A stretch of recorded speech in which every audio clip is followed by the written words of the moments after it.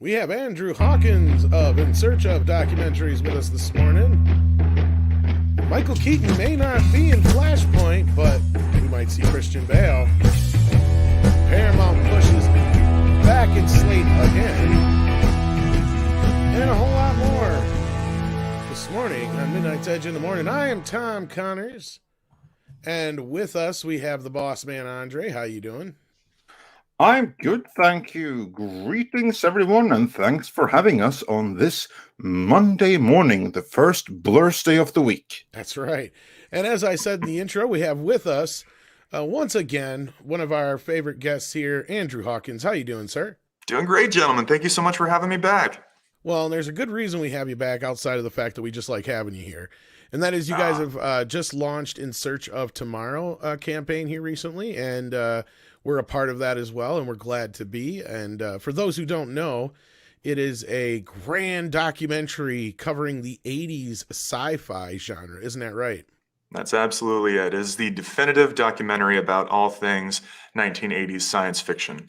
We cover the entire genre and select films throughout a 4.5 hour long documentary that's in production right now. We've got over 75 amazing interviews and that are still building. And we're offering everyone the opportunity to back the campaign and pledge and join us if you're new to coming along for In Search of Tomorrow. It's going to be a blast.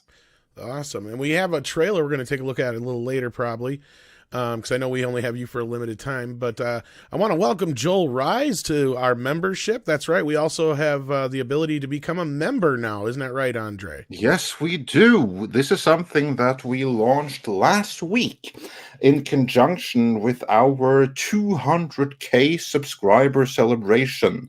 So now you can become a channel member, and we have different tiers with different level of rewards, ranging from some free stuff that we pass on to everybody. Like, for instance, the much talked about lost episodes in which Tom script Doctor's Man of Steel, which we dropped yesterday for all members, right up until myself narrating Norse mythology. And the first episode of that, to everyone waiting, is coming in next day or two. That's right. Nice. So without further ado, let's say hello to our audience who we have here. Besides Joel, we have Natasha, of course, our head of wrenches there sitting in the chat, making sure you guys behave. We have Stephen Otten. We have Joachim Stark. We have Donkeysaurus Rex. We got Fat Elvis, not just regular Elvis. We got Spider Unlimited. We got Anonymous Gamer. Nobody knows who he is, though, but he likes to game. Brightest Day. We got Keely Chow. Thank you for being here and spread the word. Please share that link and hit that like button. We appreciate it. As you can see here, Flap Place Clown Feet is showing off some Bat Tom love with his icon there. We can't show it on StreamYard, unfortunately, but you guys can see it in the chat. To see it, yeah, even though we don't. And we also have some good Frankenstein, courtesy of Joachim Stark right there. But all members get those. Look who's late. And look who's here, I would rather say. Greetings, Script Doctor. A little bit late on the one day when we actually start reasonably on time. How about that? How about that? Yeah, that. Sorry, I was stuck on the phone. Nah, giving you crap. Welcome, Script Doctor. Glad to have you here. Good morning. Good morning. Good morning. Thanks for the invite. So, how's everybody doing today? I'm getting a shot tomorrow, and I don't like that idea. Yeah, but I don't want to get into that. Shots, yeah. And we have more here who have recently gotten shots. Andrew, does Tom have anything to look forward to? Well, kind of like I was talking about, that whole COVID coma thing that's been going around, something that affected me after I got my first Moderna, and quite a few friends that I have who've gotten their shots too. I guess it's a thing that's happening where you get number one and then you pass out for a couple of days and wake up. If you call it a night on Monday, you might restart your week on Thursday. Lovely. That means I'll be ready for Friday. There you go. Yeah. Quick way to get to the weekend. Meaning Blur's Day is going to get a whole new definition, isn't it? Just what I needed. Yeah. And I actually got caught up on some sleep this weekend, so I really don't need it. That's the problem. Yeah, well, here's the thing that we've been working on, so much other stuff, members-only content, that we've fallen a little bit behind on the regular content we have got some huge stuff coming your way. So it's going to be awesome that Tom's going to go into a coma for the next few days. I already kind of did. That's the Yeah. scary part. Yeah. Like, I don't remember. I had like one day this weekend. That's all I remember. And evidently I was on like 2 or 3 streams. I don't remember half of them. I know I kind of remember being on Culture Casinos yesterday. I think it was. Was it Culture Casino? I don't even remember. But like, I slept so much this weekend that it was like, oh, it's already Monday. Wow. Yep, sounds like you're ready for it. Yeah. I don't want to sleep more though. So as I always say, you can sleep when you're dead. So, There you That's go. what I don't. Yeah, don't say that. Yeah, yeah. Well, yeah. Knock on wood, or yeah. throw salt over the shoulder, whatever the hell it is to avoid stuff happening. But yeah. Oh, but we got some super chats this morning already. we One do. from Dash Dees, who sends in a Canadian $20. Hey, thank you so much for that. Says, hi all, seen Tom's script video. The only thing I could think of was the Fun with Flags episode in BBT. Big Bang Theory. Big Bang Theory, yep. New episode for the channel, Fun with Scripts with Tom Cooper. You could have Script Doctor holding. Well, what's funny is I obviously didn't even know Script Doctor then. And as you can tell from the logos on the video, that was from before I was part of Midnight's Edge. It was actually one of the last things I was working on, and I proposed it to Andre, and he's just like, yeah, no, pass. Just like... But the response to it so far has been good. And yeah, there's been some things I've planned on doing with it for a while, and it just kind of sits there. So there you go. I don't even know if Andre ever really watched it since then. No, I still haven't. I uploaded a thing. I just trusted it's good. Oh, not really. Yeah. But it's unreleased stuff, and that's kind honestly of the cool thing. From what I recall from back in the days, you wanted me to redo the audio, and I'm like, yeah, no, I'd have to redo all the audio, like, because it has like a full sound mix on it, kind of thing. And it's like I don't even have the original file anymore, so it's long gone, like 2 computers ago. But what it means, though, is that members just got their first unreleased video, so to speak. So that's pretty cool. And we had Hyper Guyver 2, who says, if you meet a cat on the street, pet it. Hail lobster. Quote from the Red Skull. Very cool. You didn't say that quite right, but yeah. Well, fine, you say it then. And do it right. If you meet a cat, I can't do it like on the spot. Can you do a German Kermit the Frog? If you meet a cat on the street, pet it. Hail lobster. The Red Skull. Perfect. The Red Skull just I'm showed never up. doing that again. Yeah. I'm canceled enough. Before we get into the main topic, let's actually, I want to dive into that a little bit, just a tiny little bit, so we don't get shut down here. But like, you might want to save it then for later. Yeah, you're right. We'll get back to that for later in case we get shut down. We'll get back into that one later. Everyone just hold the thought about the Red Skull and quotes and petting kitties and all of those things. Yeah, no kidding. And Stephen Otten says, hail Tom, Andre, Andrew, Renches, and everyone in the chat. Keaton or Bale? Pick a side. Oh yeah, no, that's a good precursor to what's about to come. And says, hello, Mr. Hawkins. I'm so excited for your documentary. I grew up in the 80s, and the 80s sci-fi films means so much to me. That's amazing. Thank you so much. I really appreciate it. That's something that we really do with our documentaries is we make sure to, as fans, bring the best films that we can possibly highlight to the discussion with amazing interview subjects and talent and celebrities who want to talk about them. So we've got some incredible things to share with In Search of Tomorrow. It's going to be a total blast. We can't wait until it's out for everyone and can't wait for you to enjoy it and get your copy and everything. So thank you so much for that awesome comment. And for those who don't really know what it is, we'll show a trailer later, but it's almost 5 minutes long, so I want to save it because we only got a little bit of time with Andrew this morning. So I don't want to take 5 minutes showing the trailer. No worries. I'm here with you guys for the long run, so we can show it anytime. Oh, I thought you only had an hour this morning. Okay. We've got great production going on, but I made sure my team is all good to go for us to be able to have fun today. Look at that. He didn't even have to do that, and he did it anyway. See? There you go. So we'll show that very shortly then here, but we'll get to the rest of these super chats real quick. Before we do, Joel Rise sends in 2. That's euros, right? Let me have a look at it. That's 2 euros. Yes, it is. It is indeed. By the way, guys, on the 200K, now smash the like. All right. Well, thank you so much for that. And I think we had a few more before that I cannot get to anymore. Yes, but I can get to them. The first one we got today was Roger H, who sent us a thumbs up super sticker. So thanks for that. And then Dirty Soul Monkey said for £5, Michael Keaton is on Twitter. We could tag Warner Brothers and show our appreciation and show our support for Keaton. Maybe he will see and WB will take notice. Now, that's a nice thought, but we shall see if it'll help. That's the big question. And we'll get into that. And then we had who said before the other one, hi, gents. Hello, everyone. And then we had... GZ means congratulations. I was kind of thinking something like that, but okay. I guess I learned another ones. Yeah. And then we had Servant of God 777, who says...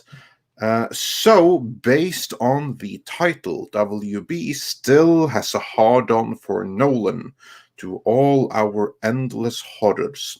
And yeah, the people still at Warner Media, because we have to start distinguishing the terms right here. Get into that. I got a bit of a different than everybody else does. Maybe, yeah. They have a hard-on for people that have made 2 out of 3 Batman movies, billion-dollar movies. I'm going to tell you what. A hard-on for that. I'll challenge you this much, Andre. I have a feeling my take on this might be one of the reasons why you pay me the big bucks. Mm-hmm. Do share. Well, when we get into the story, unless you want me to just say it right now. No, okay, well, we'll get into it when we get into the story. And then we have Larry, who says... Monday morning with Midnight's Edge, Tom and Andre, and I do believe that that you'll see some of the custom emojis right there for those of you watching in the regular YouTube studio. So that's pretty cool. That's some of the perks that's exclusive to members. And with that, let us get into the first main story of today. Now, first, some background information, which is that Warner has obviously been working for several years trying to get their Flashpoint movie, which was always what the Flash movie was going to be about, off the ground. This is something that was planned from day one, from the first moment that they started mapping out Snyder's or the Snyderverse. The reason he cast 2 such prolific actors in Batman v Superman as Thomas Wayne and Martha Wayne, respectively. They were played by... I always forget their names. I should have... Help me out here. Who played them in... the guy who played the comedian, Jeffrey Dean Morgan. Yeah, Jeffrey Dean Morgan, yeah, and that, and also the other woman from... And the actress escapes me now. I can't think of her name. Lauren Cohan. That's Cohan, it, yeah. What's her name? Yeah. It wasn't a coincidence that he hired 2 such relatively prolific talent for what is essentially a walk-on role. They were cast very specifically because the plan was for Thomas Wayne to reprise Thomas Wayne from Flashpoint and Martha Wayne's Joker in the later Flashpoint movie adaptation. Right. That was the reason why they were cast in the first place. But of course, yes, carry on. I was saying, to support that, I don't know if Script knows anything different than this, but I also heard that the reason why they kind of shifted gears in the Flash TV series, because it starts out clearly heading towards Flashpoint, and then it goes in a left turn. What was it, near the end of the first season? They saved Flashpoint, I think, for season 3. Well, it kind of kicks off with this is where we're going, and then it goes into another direction, and then it comes back around to it. But from what I remember hearing was they were going to start off with Flashpoint, and then DC people said, "Oh no, we're going to use that for the movie, so go somewhere else."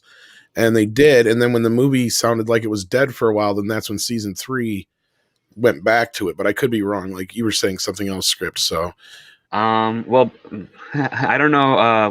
One thing I do know is that the Berlanti team does not really plan that far in advance as much as they like. Maybe with the current showrunner, they do it a little bit, but they really only planned out their first season, and then by the time they get to production for like the last 2 episodes, that's when they start figuring out what the next season is going to be. So they already alluded that their illusion was that by season 5 they were going to have the Flash disappear in the Flashpoint thing, but I think they ended up pushing that up because they wanted to. But I wouldn't be surprised if there's a crossover to that, because Warner Brothers, prior to the AT&T ownership, always had an issue with regards to their film versions of their superhero characters and their TV versions of the superhero characters. They did not want them to cross over paths, and in many cases, they did not even want to have a film version debuting at the same time a television version was. that's something like that. Yeah, that's what I remember hearing. One of them got put. It could have been reverse. You could be right, like something like that, to where it was like, because they were doing whatever they were doing on the show, and then they said, "Hold up, time out. We're going to be doing this, so you got to wait." And that was between all the Snyder business going down too. So these things were going on at the same time. But like you said, like, but anyhow, back to where we were here with this whole business. Michael Keaton has been in talks now for how long? Oh, well, actually, we started reporting on it before it became public knowledge. That was pretty cool. But he's been like in formal, well-known talks for, I don't know, I want to say 6 months, something along those lines. I was going to say it seemed like autumn last year. Yeah, It's been a while. Yeah, we started talking about it approximately 1 year ago. Is when we first heard from Mikey Sutton that AT&T were like, no, we're going to want some interconnectivity and multiverse here. So we want to connect everything. See if we can't go and get Michael Keaton. And they were the ones that also got Ben Affleck talking and interest and everything like that back again. So the project, from what I have heard, was kind of dead from Warner Media's point of view, but it got like a new injection of life, so to speak, courtesy of AT&T. So the exciting thing there was that it would be like a movie sipping through the multiverse. So it would feature Ben Affleck's Batman in what would be his final role. Michael Keaton was in talks, and we even heard from Andy Signore that it might even feature an appearance of Nicolas Cage's Superman. You know, the Superman that never ever made it to movie. The Superman from like Death of Superman Lives. That whole ordeal, courtesy of John Schnepp and Kevin Smith and stuff. I'd love that so much. It'd be so great if John Schnepp were still here to see that happen. I know. Exactly, that would be amazing. So that kind of was the intention and the plan. So it looked like after many, many, many different failed takes, the movie was kind of happening, and possibly in the best shape that it ever was. Now, for those hoping to see the original planned Thomas Wayne and Martha Kent in there, like roles from there, that's not going to happen, because that would be a return to the Snyderverse that Warner Media is desperate to get rid of, no matter what fans may feel about it. So they're going to want to go a different direction. And now, the most recent story that we have is that they might not get Michael Keaton after all. Not because there's any kind of breakdown in talks between the two, but because Michael Keaton is afraid of becoming infected with, with the goof. Because he is at an age where that can have some very, very serious consequences. Although he's probably reasonably fit for his age, that's not something that he wants to risk. So apparently, from what we have read, he is holed up. I bet he's vaccinated too. You would think so, and he's very, very happy with that, and for that reason, he's having second thoughts about being in the movie.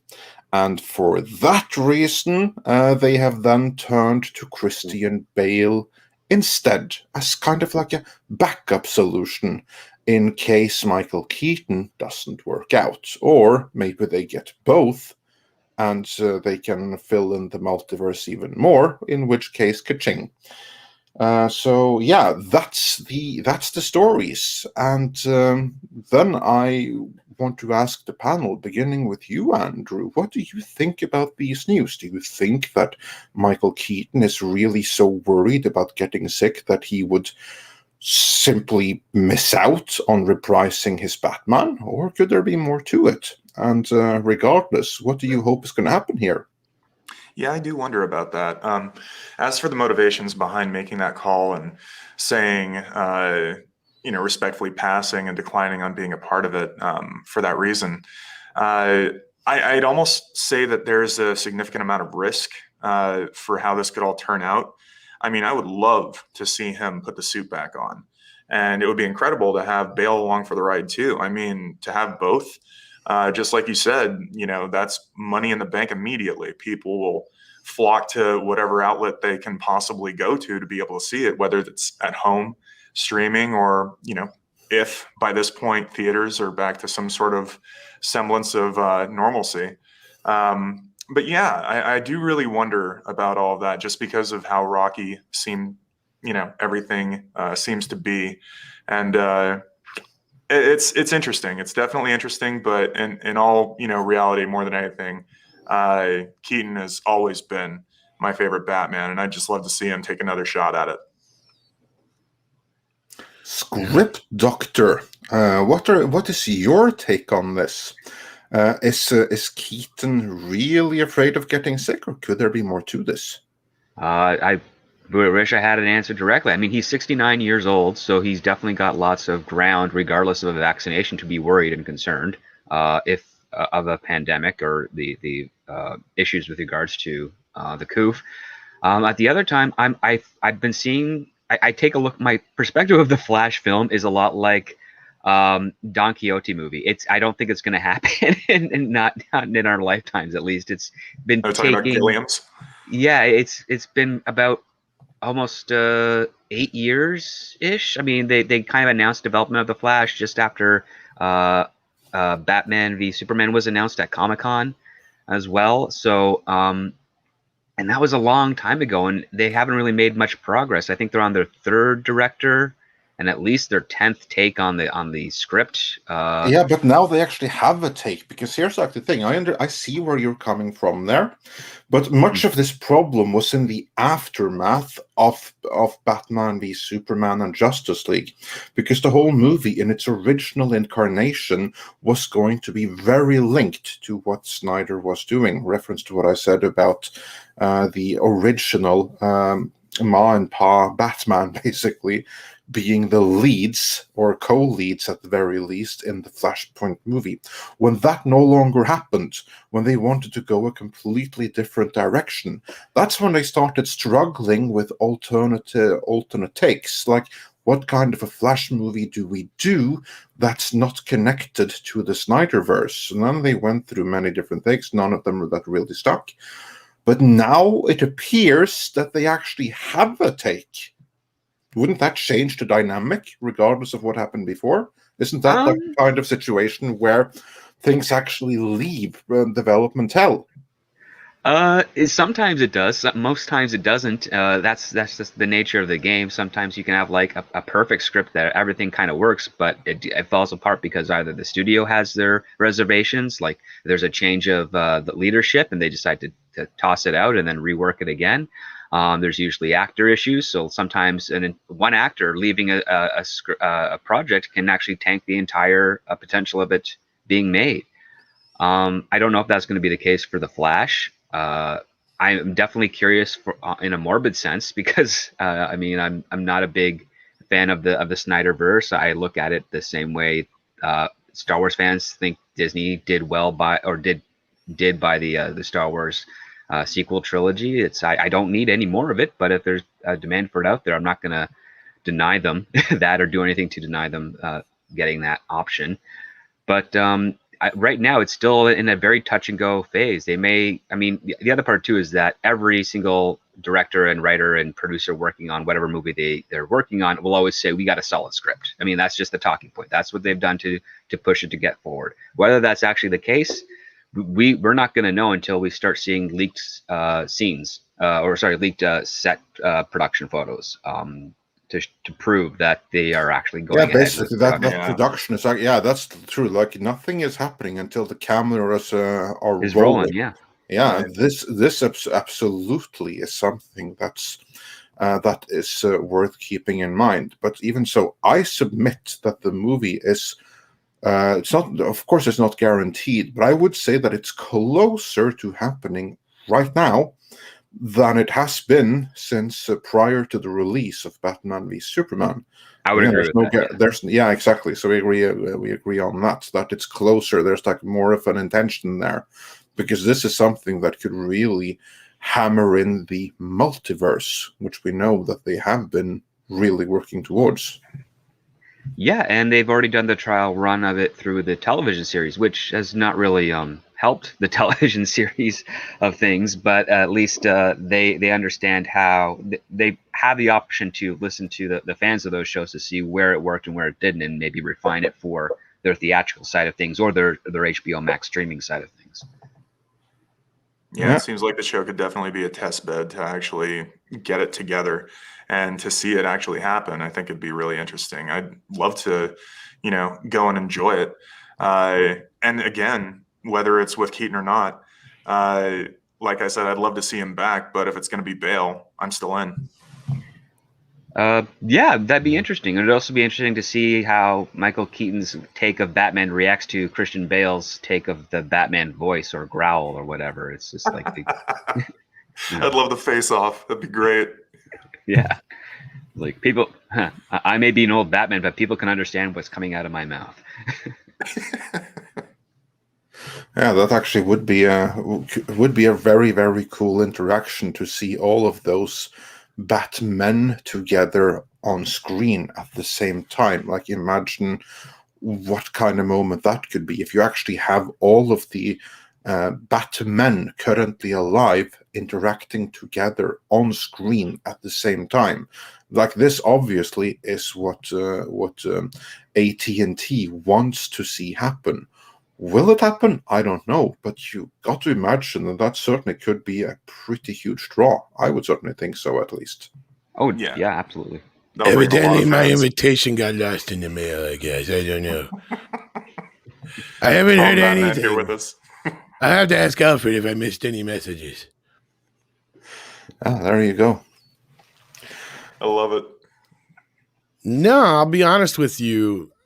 This is kind of going off of something I heard and a little bit of research. Yeah, Michael Keaton did say this, that was his reluctance to sign on. But I don't think anybody's talking to Christian Bale. They already asked Christian Bale back in September, and he said no. Yeah. I think this is all, because this is only in like the most, let me put it this way, the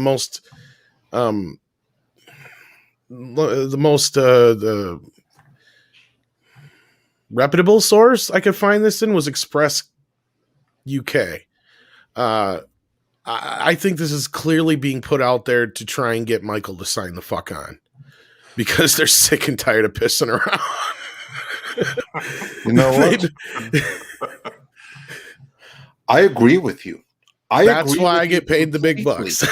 Yeah, nice. No, but I am in 100% agreement with you, and this is kind of like the first thing that came to me, because I thought it was weird that he would put it out there in public, because this is actually something that came straight from Michael Keaton, that no, I'm not so sure, I'm like worried about my health, and he put this out there in the public. This is normally not something, if you have doubt about something, you don't normally put that out in public. Like, you either do it or you don't, and then you don't talk about it until you're absolutely certain that you don't do it, then you talk about it.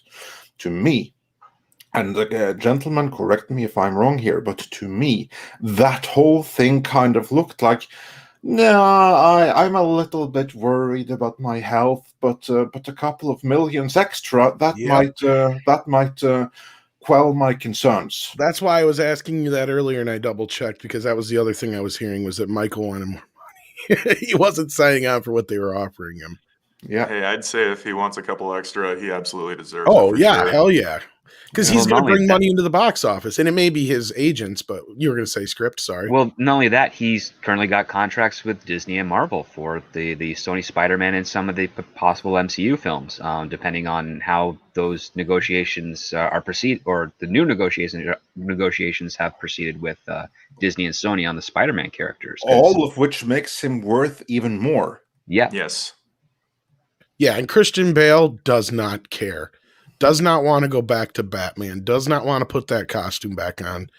And as far as he's concerned, unless Nolan says something to him, he's not gonna get involved.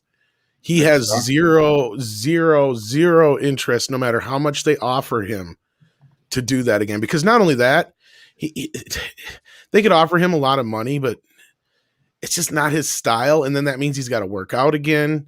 And he's not a fan of working in the outfit. And if he's got to be with all these other stars, he's going to get overshadowed. Who the fuck wants to be in a Batman movie with fucking Michael Keaton? Let's be real. Unless you're at least Ben Affleck. Yeah, it's interesting to factor all of that in, and I didn't know that Bale had been so adamant and so vocal about. That's all he's ever really said is they asked him to do a fourth movie and he said without Chris, no. And they did ask him supposedly back in September because they wanted to do the whole like get everybody in on this multiverse thing. And he's like, no, I'm good. Yeah. So that's when they went it's not heavy on surprising. Keaton. Yeah. Yeah, he very much has that kind of air about him. Yeah, and to me, that's why this whole thing that, we're talking to Keaton or to Bale now. To me, that looks a little bit like, we know we can't get him, but we want to put it out there to Keaton's team that, yes. you know what, we don't need you. There are other Batmen, so you can take these millions that we offer you or leave it. Next, we'll get a story that says they're talking to George Clooney. Just watch. Yeah, that'll be their desperate move. Yes, exactly. Script knows what I'm talking about. Yes. Making me think about Kilmer coming back. God, I'd love to see the only thing Val. with Kilmer is he's in rough shape, so I don't know if they'd even bother. But Well, he's currently in recovery. He's having a hard time. Yeah, I think he's currently in recovery from throat cancer. Yeah, something along last those year he lines. had cancer surgery, and And I think he has a cameo in Top Gun, but I don't know how well that went. I have no idea. Yeah, I actually saw him when they were filming The Snowman, which I was part of. He looked nice, horrendous. I'm very sorry to say. Sad. So if they want him, I guarantee you they can get him, and they can get him for scraps. But that's not going to be. You can't really show him, can you? I mean, like this is going to be like. This is going to be like the horrible alternate end for a Batman, like the Batman that just went on a little bit too long, the one that wishes that he went out in a blaze of glory but didn't. That's the Batman that he could be playing right now. Would audiences really want that? I'm not so sure. Well, and I mean, in that movie, didn't they dub his voice, Andre? Because Jesse was saying here, Val can't even really speak anymore. Exactly. Because I heard rumors that he might even be in Willow in a cameo too. But again, I have no idea what capacity and how they'll utilize him. And I'm glad to hear he's recovering, but I don't think they'd even bother. And again, Clooney would be one if his name got thrown out there. Michael, might go, wait a minute. Yeah, because we're closer in age and he's more handsome. Well, and Clooney's still George Clooney is my point. Yeah. Exactly. Yeah, exactly. Like people are gonna think, wait, was he in Batman? Was he ever Batman? Like I don't know that he is as associated with Batman before you really start to think, oh yeah, Batman and Robin. Yeah, but still more the name and of course, yeah. And George Clooney has made jokes about that movie, mostly himself in that performance for decades. Like any opportunity he can, he does it. Yeah, it's hilarious. I remember once he said, "Oh yeah, I know Arnold Schwarzenegger. We destroyed Batman together." Well, I was just going to say that then opens the doors for more ice puns. You know, we need more Schwarzenegger ice Exactly. puns. Yeah. That's also like another equal desperate move. Hey, Get Arnold Batman, it's ice Schwarzenegger to be back. Yeah. But gentlemen, now hearing the theories of Tom and myself that this ultimately might be a ploy for more money in the case of Keaton, and for take what you get and be happy in the case of Warner Media. Yeah. That's the kind of like our thought and our feeling on it. Andrew, are we completely nuts, or could there be something to that? No, I think there is something to that. I'm not a fan of the idea of a reverse psychology PR campaign, but that's definitely a tactic that's been used. So it's very, very possible that these are just little flags that are popping up, like this one reputable source, Express UK, putting this out there in the possibility that Keaton winds up getting wind of it and thinks twice about where he's sitting right now with the negotiation about putting the suit back on. It's certainly possible. Script, your takes on that? Well, I have to agree. This is definitely a reverse psychology type of PR campaign to negotiate for Michael Keaton, but it's also something. The other part too that we also have to consider is the possible budget of what this Flashpoint film is going to be, because it's not just Michael Keaton that they want to bring back. It's also Ben Affleck. It's Ezra Miller. I would not be surprised if we get a John Wesley Shipp mention in the future, because we already got rumors of Nick Cage.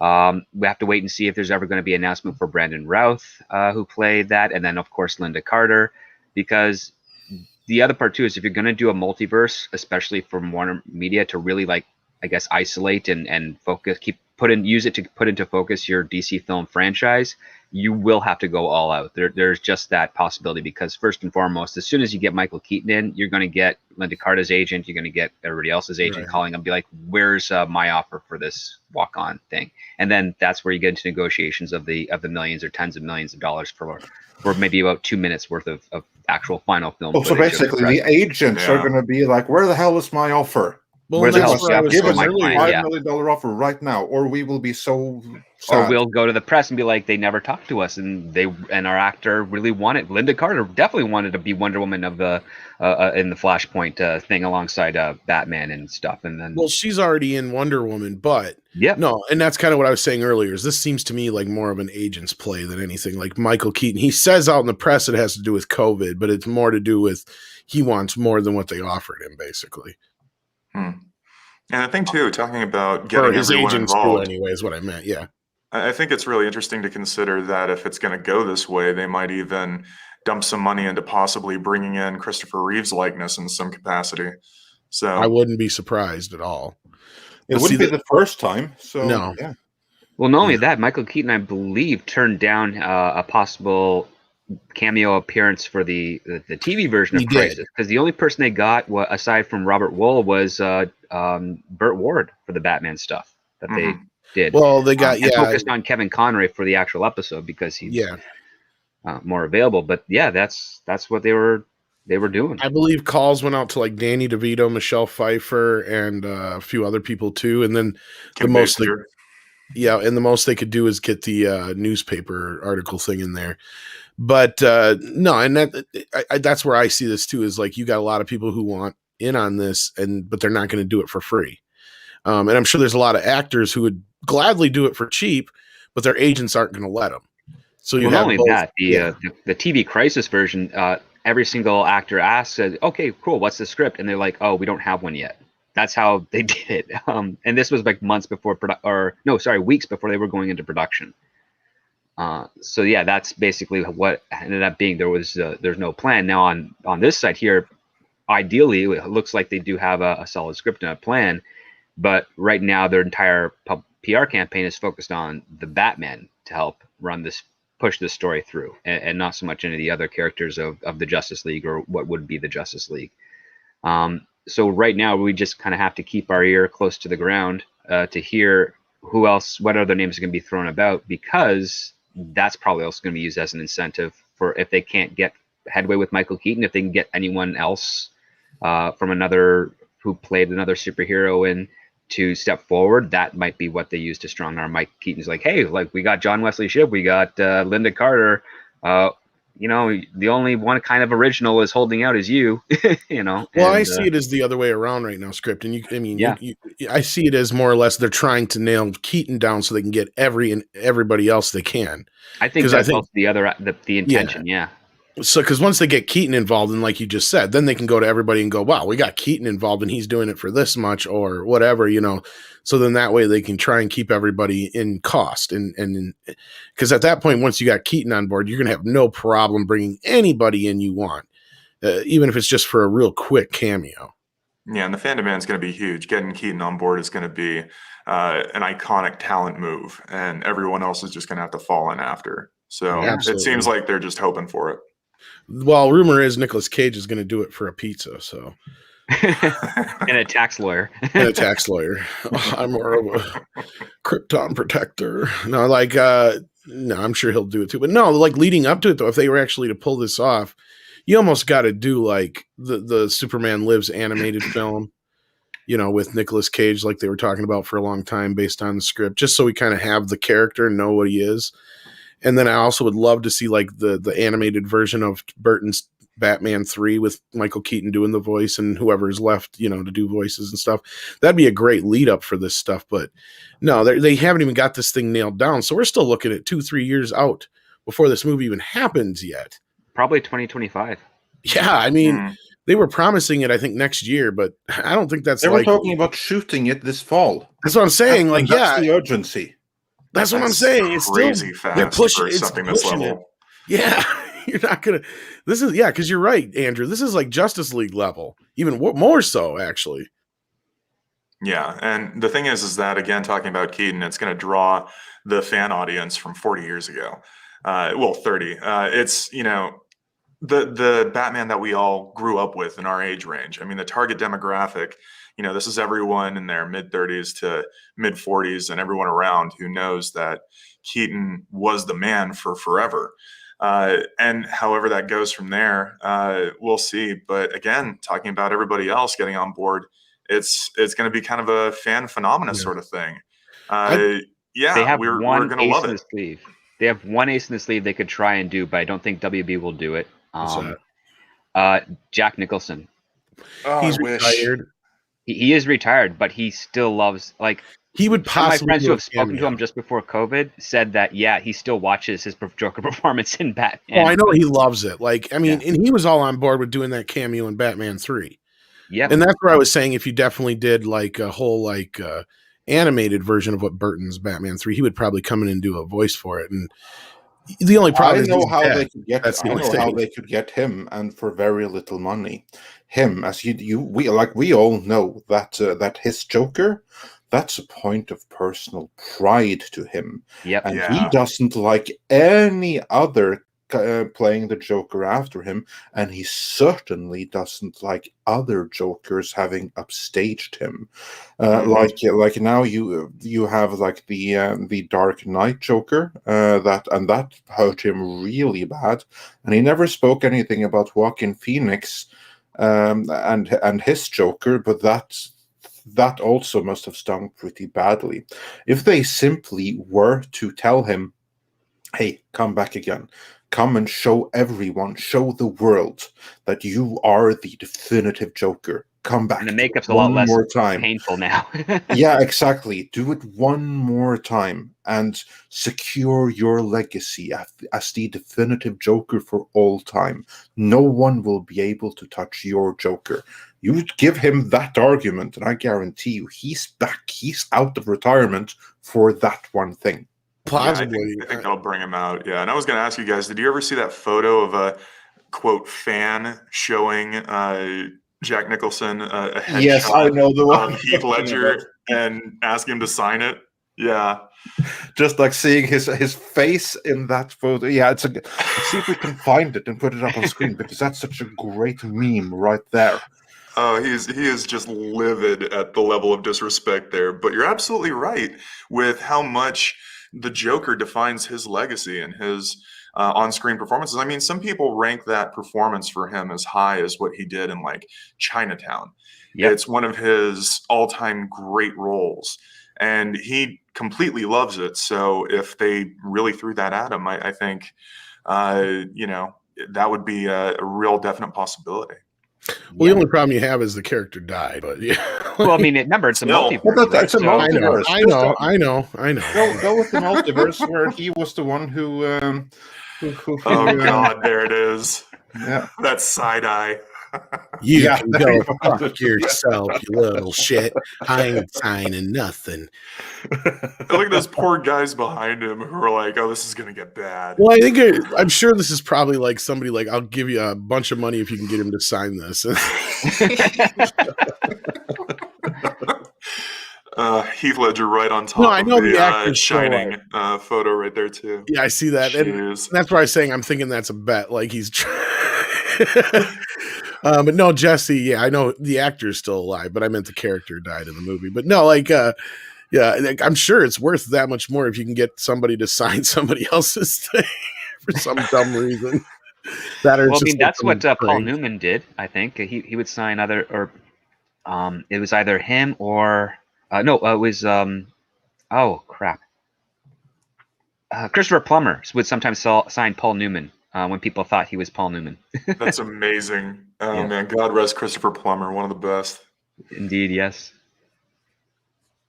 So I yeah. love Jack. He's awesome. No, I Yeah, would totally he be on board with that. I'm not saying that. I just considering, like, I mean, that is almost like something that you could possibly get done, but Well, I'm sure you can, because like this is guy Yeah.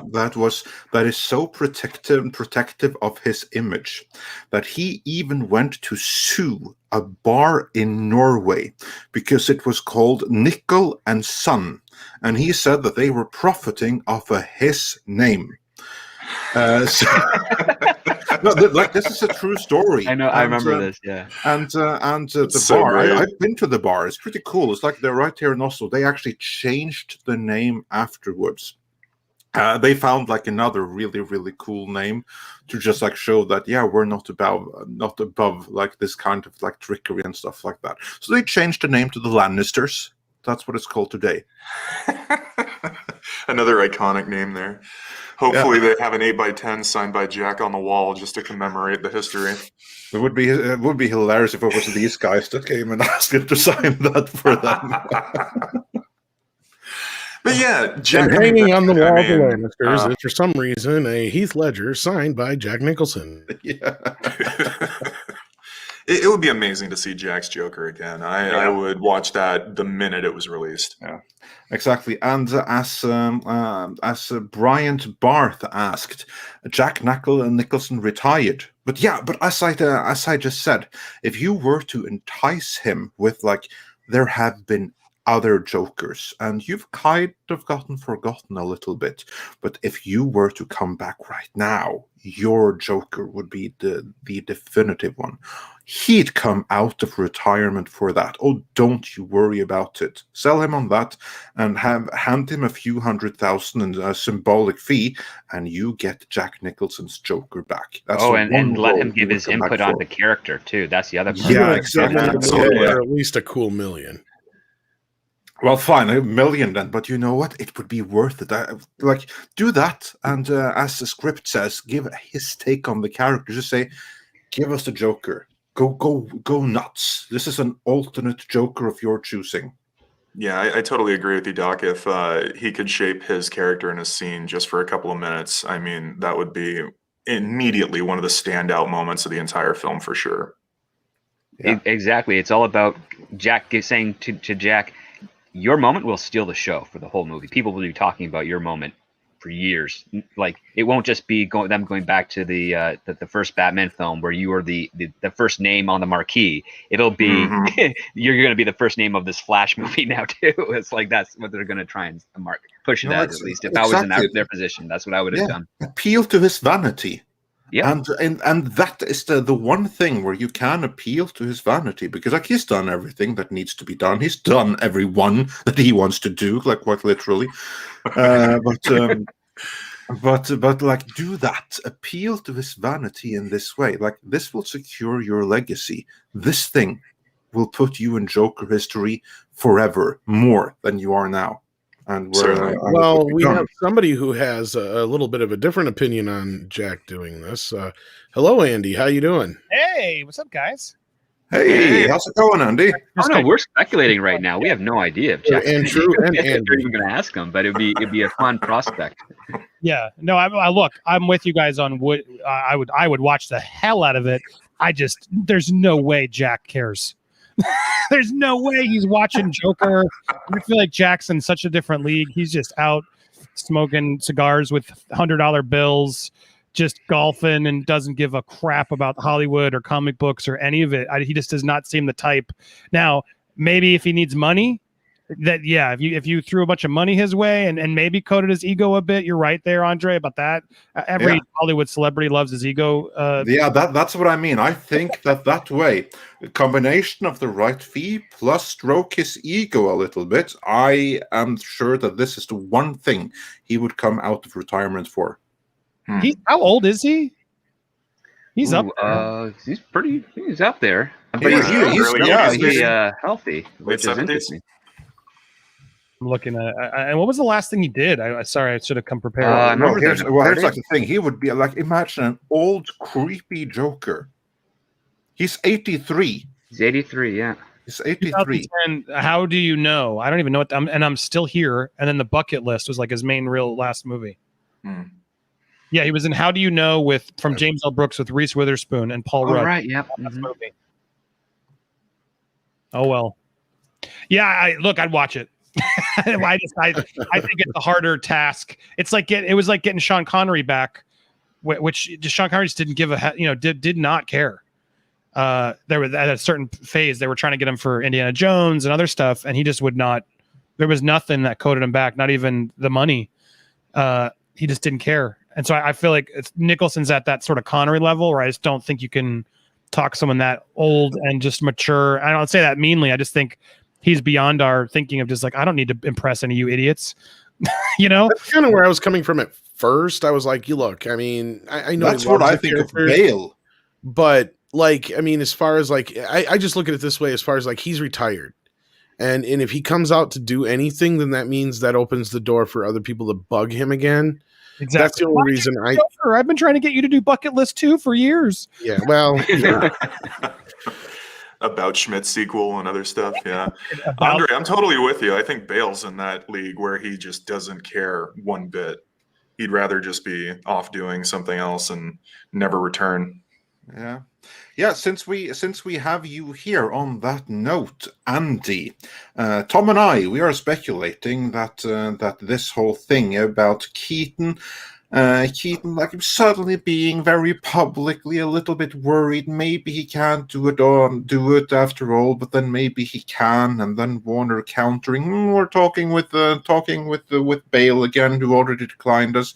This is a ploy for money. Yeah, I mean, I've heard from my source that it is legitimately about COVID. Like he's nervous. Like I've heard, because I didn't trust the report until I reached out and asked, and apparently he just is he's very scared about it for some reason. Now, could there be more money? Sure, but I'm sure they already paid him I bet you they already dumped a bucket load of money on his store. Could he get more? Maybe, but from what I've gathered from sources, it's legitimately a COVID thing where it is up in the air now of, well, is he going to do it or fit it in or how? And could it delay things? That's what I've heard. This Bale stuff, look, I've heard from what I know about try not to spoiler. I know a little bit about the movie. Like the Flash goes through, when everybody knows the Flashpoint story, there's a big thing he does, right? Let's put it that way. Yeah. And when he comes back from that point, that's when he starts showing up in different worlds. And that was, as I've reported this previously a while ago, like when he's coming back, the whole goal there was to have some fun cameo moments of him crossing through other DC properties. And there was talk of him being in Nolan's universe. That was definitely on their list, whether it was like reading a newspaper or something there, and just to sort of imply it, subtly.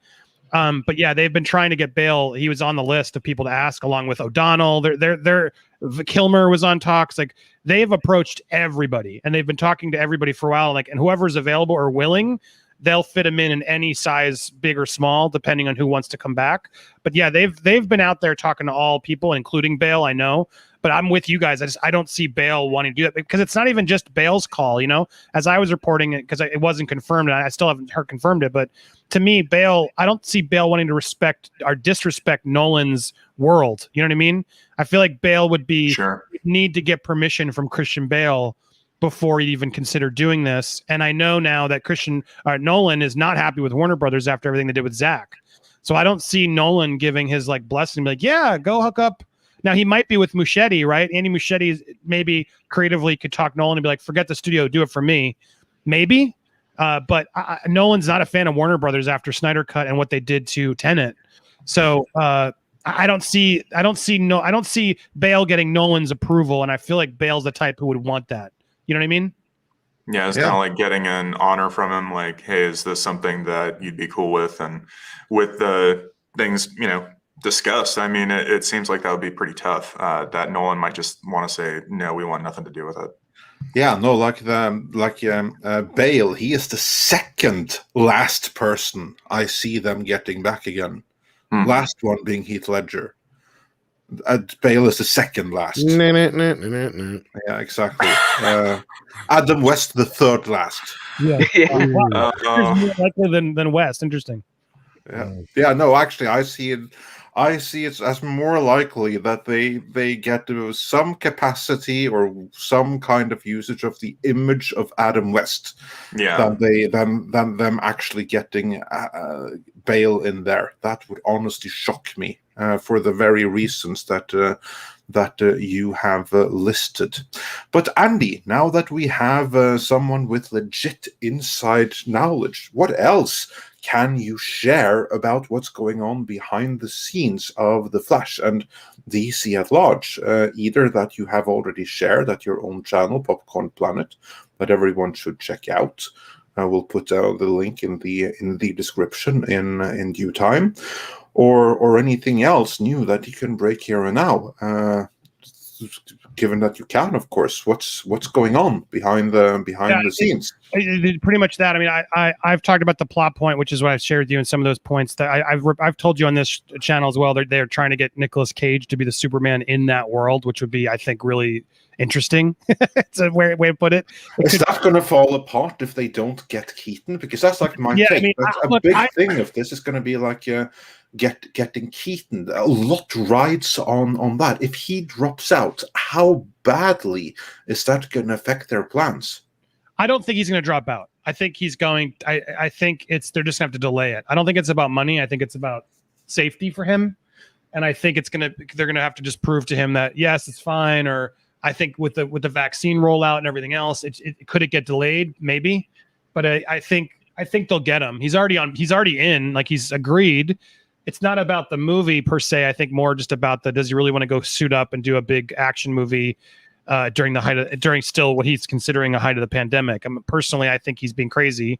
And those sets are like crazily, everybody's checked. And it's like, I'm sure he can get the vaccine, in which case, why are you worried then? You know what I mean? So I don't know why, but certain people in Hollywood certain people are afraid to take the vaccine. I don't know politically where he's standing on all that, but what I've been told from my sources that the COVID thing is a legitimate reason for why he's delayed. Now, my sources also said they think he's going to just eventually do it, or it's going to get delayed. But yeah, if they remove him from the movie, it's going to be a big problem because he's a big part of the script. From what I've been told, the movie takes place mostly in Keaton's Batman world, so they'd have to switch it to Bale, if they could pull that off. Which I don't see how they can pull that off. I don't see Bale doing it. I don't know how Nolan. I mean, they don't need Nolan to approve it, but I think the fans would want to make sure he did, including Bale. So I don't know how they would, but I haven't heard the latest report this morning of what triggered you guys to talk about this.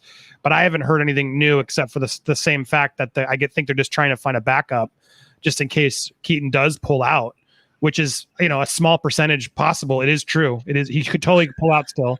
There's just this rumbling going around about Bale possibly being in the film or taking over instead because of Michael being reluctant. And my conclusion and Andre's conclusion was basically that this is just a ploy to get Michael to just sign on already. Because they asked Bale back in September is what I heard, and he said no. Yeah, exactly. I've heard they've been asking Bale for a while, and Bale, I just can't see them getting Bale, but they've done it just to be polite, and obviously they want him. And if he says fine, they would literally probably redo the movie to get him in because that would be such a big score. But I've also been told like Kilmer's been approached and is in, but then Kilmer like can't speak. So I don't know how they would manage that, or maybe they would use his likeness in some other creative way and do a CGI moment. I don't know. But yeah, there's no other Batman. Who'd you get? Clooney? I mean, it's funny. I said that. And I both agreed that would be the next ploy to throw in the trades. Be like, oh, just let's say we're talking to Clooney and see what Keaton does. I don't have him in for a good comedy beat. See, I disagree with you on that. I don't think they want to try to because Keaton's the type that could just walk away. I feel like they need him more than Keaton needs them. Oh, for sure. Absolutely. Yeah, for sure. The whole movie, as it is right now, depends on Keaton's presence. Without him, there's no real movie. Then they're back to as Script said earlier, then they're back to failed take number 50 ridiculous. 50 ridiculous. Yeah, or something. Yeah. Remember, like Keaton's got his contract with the Sony Spider-Man films and even Morbius. Like he's good for it. He's good with even them those are probably mostly cameos, but still, like. Yeah. Well, no, Keaton's one of those. I get it. Like he's one of those. He has no reason to take it, and it would just be more of a, a fun thing for him to do, and get a little, nerd cred out of doing it. But again, you're right. He doesn't need it, and that's where I feel like they are kind of maybe pushing some buttons, but not going too far, and that's why it's only in like trades like the Express and We Got This Covered, and that's why I'm saying I don't think they're talking to Bale at all. I think it's clearly just being. They spoke with him and he said no, and they've moved on. That's way back when, and I'm sure, if he'd shown any interest, they'd been bugging him about it. But there's no way they're going to get Bale. He has no, because going off of what Andrew said before and what I've seen in interviews, and I think you've heard the same thing or just said the same thing a little bit ago, and Andy, he is not interested in doing anything Batman as long as Chris Nolan is not on board. Correct. I think that's a really interesting point too, Tom, is that, just mentioning the fact this hasn't been put out there by THR or Variety or anyone on high level entertainment journalism at that scale. So talking about this being coming from that, trying to move the needle for Keaton might really be a thing. Yeah. But again, it's really mostly just hearsay at this point, a lot of conjecture and rumors. So in the end, I guess all we can really do is say it might be true, but yeah, I mean, I can confirm there is a legitimate worry that Keaton isn't ready to do it because of COVID. Yeah, that is true. So what does that actually mean though? And like, will they? I would think they would just delay it, given how big he is. Now, could they have gone back to Bale to be like, hey? I don't see that as a power move to help either. You know what I mean? Like if I'm Warner Brothers and I'd be like, hey, Bale, you said no, but Michael Keaton just passed. Could you come in? Like, I don't see that as a way to get Bale on board. And I don't see, if Keaton's out there seeing that the Warner Brothers is legit asking about Bale, I could see Keaton walking, being like, all right, fine, take him. Great. There is that aspect, but then the other aspect you just brought up, it could be something that we just don't know yet.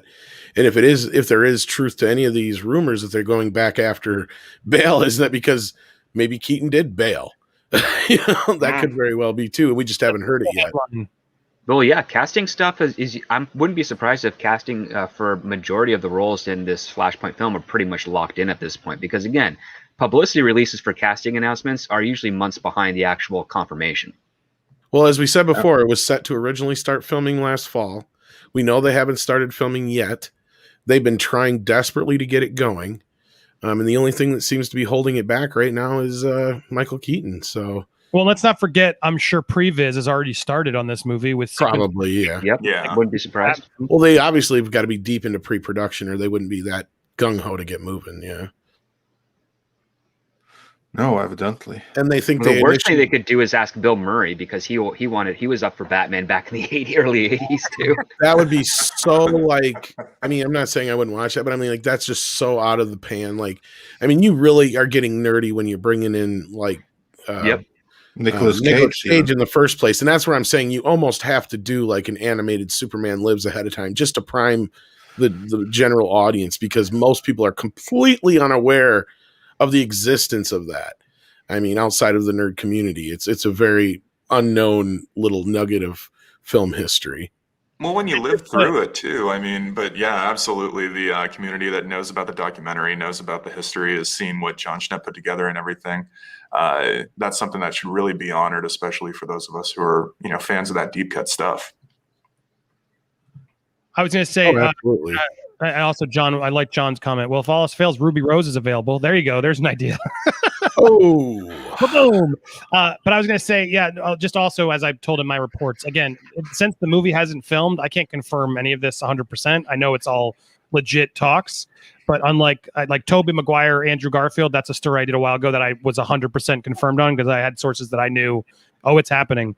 With this stuff, I think anything could change even through production, because I think they're still trying to lock up a lot of people in cameos to sort of see who they can get. They could score Bale surprisingly if he's available, and Taika Waititi's like, you know what, you should work with Machete because he's literally in Hollywood. That's literally how it works. One director phones another director, and then they just are like, all right, cool, I'll show up. Well, the only other way I could see it happening, is if like maybe Ben Affleck was friends with him or something like that, and talking to him. But outside of that, you're right. Like, I don't really see him having any interest in it whatsoever. Yeah, unless there's a personal connection that's going to put him in there. In which case, I think if he were to show up, it would be a short cameo, like just a pop in moment. I don't see him signing up for what Keaton was supposed to be in multiple movies. Well, that was the original rumor, yes. But again, we have to say that has not been set in stone, obviously, because he hasn't even signed on for this yet. And he had said in an early interview, I believe it was on, was it with Kimmel? Or it was either with Kimmel or Colbert, one of those guys, where he flat out said, so far it's just this movie, basically, in so many words that he's talked about. He hasn't talked about anything past that. So, we know Warner is more than wanting to get him on board for like a Batman Beyond and like 2 or 3 movies, but they're having a hard time just getting him locked down for this one. I mean, I still think he's signed on, but I think he's at a level where it's like he's Michael Keaton. So I guess they could sue him, but do they want to? I don't think he's 100% signed on, or they would have announced it. Well, they did. Muschietti did that interview with Hollywood Reporter. He said, but did he say there he actually signed on, or did he say they're in talks? Because that was what we kept hearing was talks. No, I mean, he said, "Yeah, Michael Keaton's coming back, and we're really excited." Like that article was very telling. He can be signed on without him, because it was announced that he was in talks, and then later Muschietti was like, "Yeah, he's coming back," but at some point, did they go through the formality of actually signing the papers? That we don't know. See, that's what I got. That's the impression I got from Keaton. If he signed the papers, couldn't Keaton still be like, "Yeah, I don't want to do it. COVID. I don't trust the save." Does the studio really want to like? If there's a clause for him to opt out for such reasons in the contract, but again, none of the trades reported contract signed. It was just Machete saying, "Yeah, we're getting him back." Exactly. That's what I thought. He can say that. It's active. It's getting like it doesn't mean that he could have jumped the gun on that without us knowing. Yeah, I wonder if that's the case with Andy Machete, that he was just eager to reveal the news before anything had really been signed. Yeah, or maybe things were so close to being signed that he just jumped the gun, and then all of a sudden, Keaton says, "Nah, I've got reservations." Yeah, because that can literally happen down to the wire. I mean, it can be within minutes if you announce at the wrong time, and then who knows what happens right after if it's not completely firm. Yep. Exactly. That's the risk.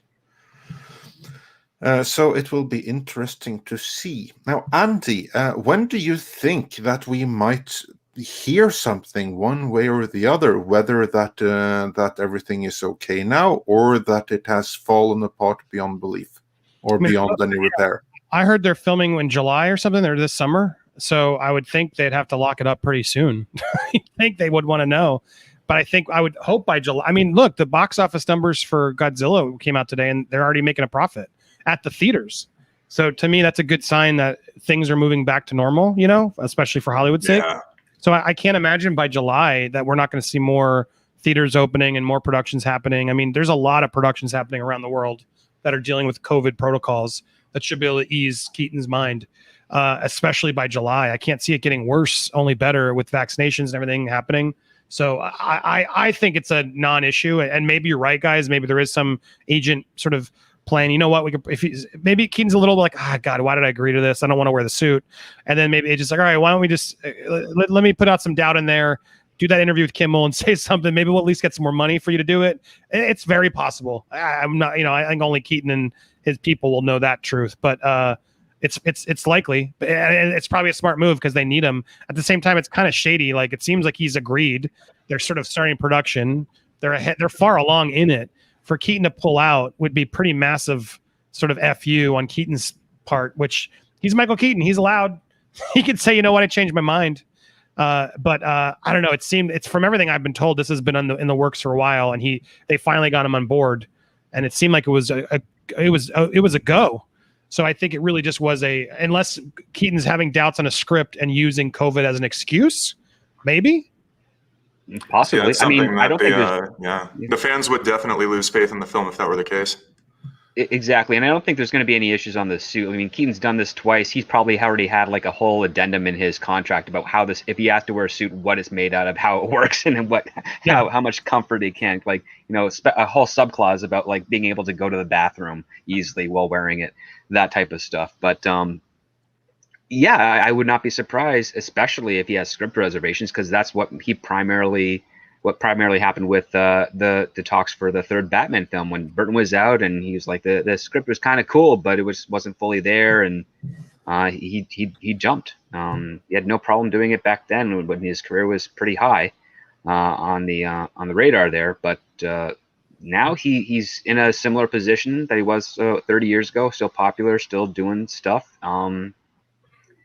But he doesn't. Again, it's not something he needs. So I have no idea if there are other reservations besides just the whole precautions on filming on set, or maybe that's possibly it. He's like, it's not just the COVID he's worried about. It's also all the hoopla and the loops and the barriers he has to jump over just to do a normal job that he's been doing for 40 years. It's a far more complicated filming process than it was before. Maybe he just doesn't want that headache. Yeah, you're right. It very well could be the production. There could be any number of things. It's like, oh, I got to do a scene, and it's basically we're filming it every scene, even a wide and medium, like it's a close-up, where I'm not even like within arm's reach of an actor I'm performing off of.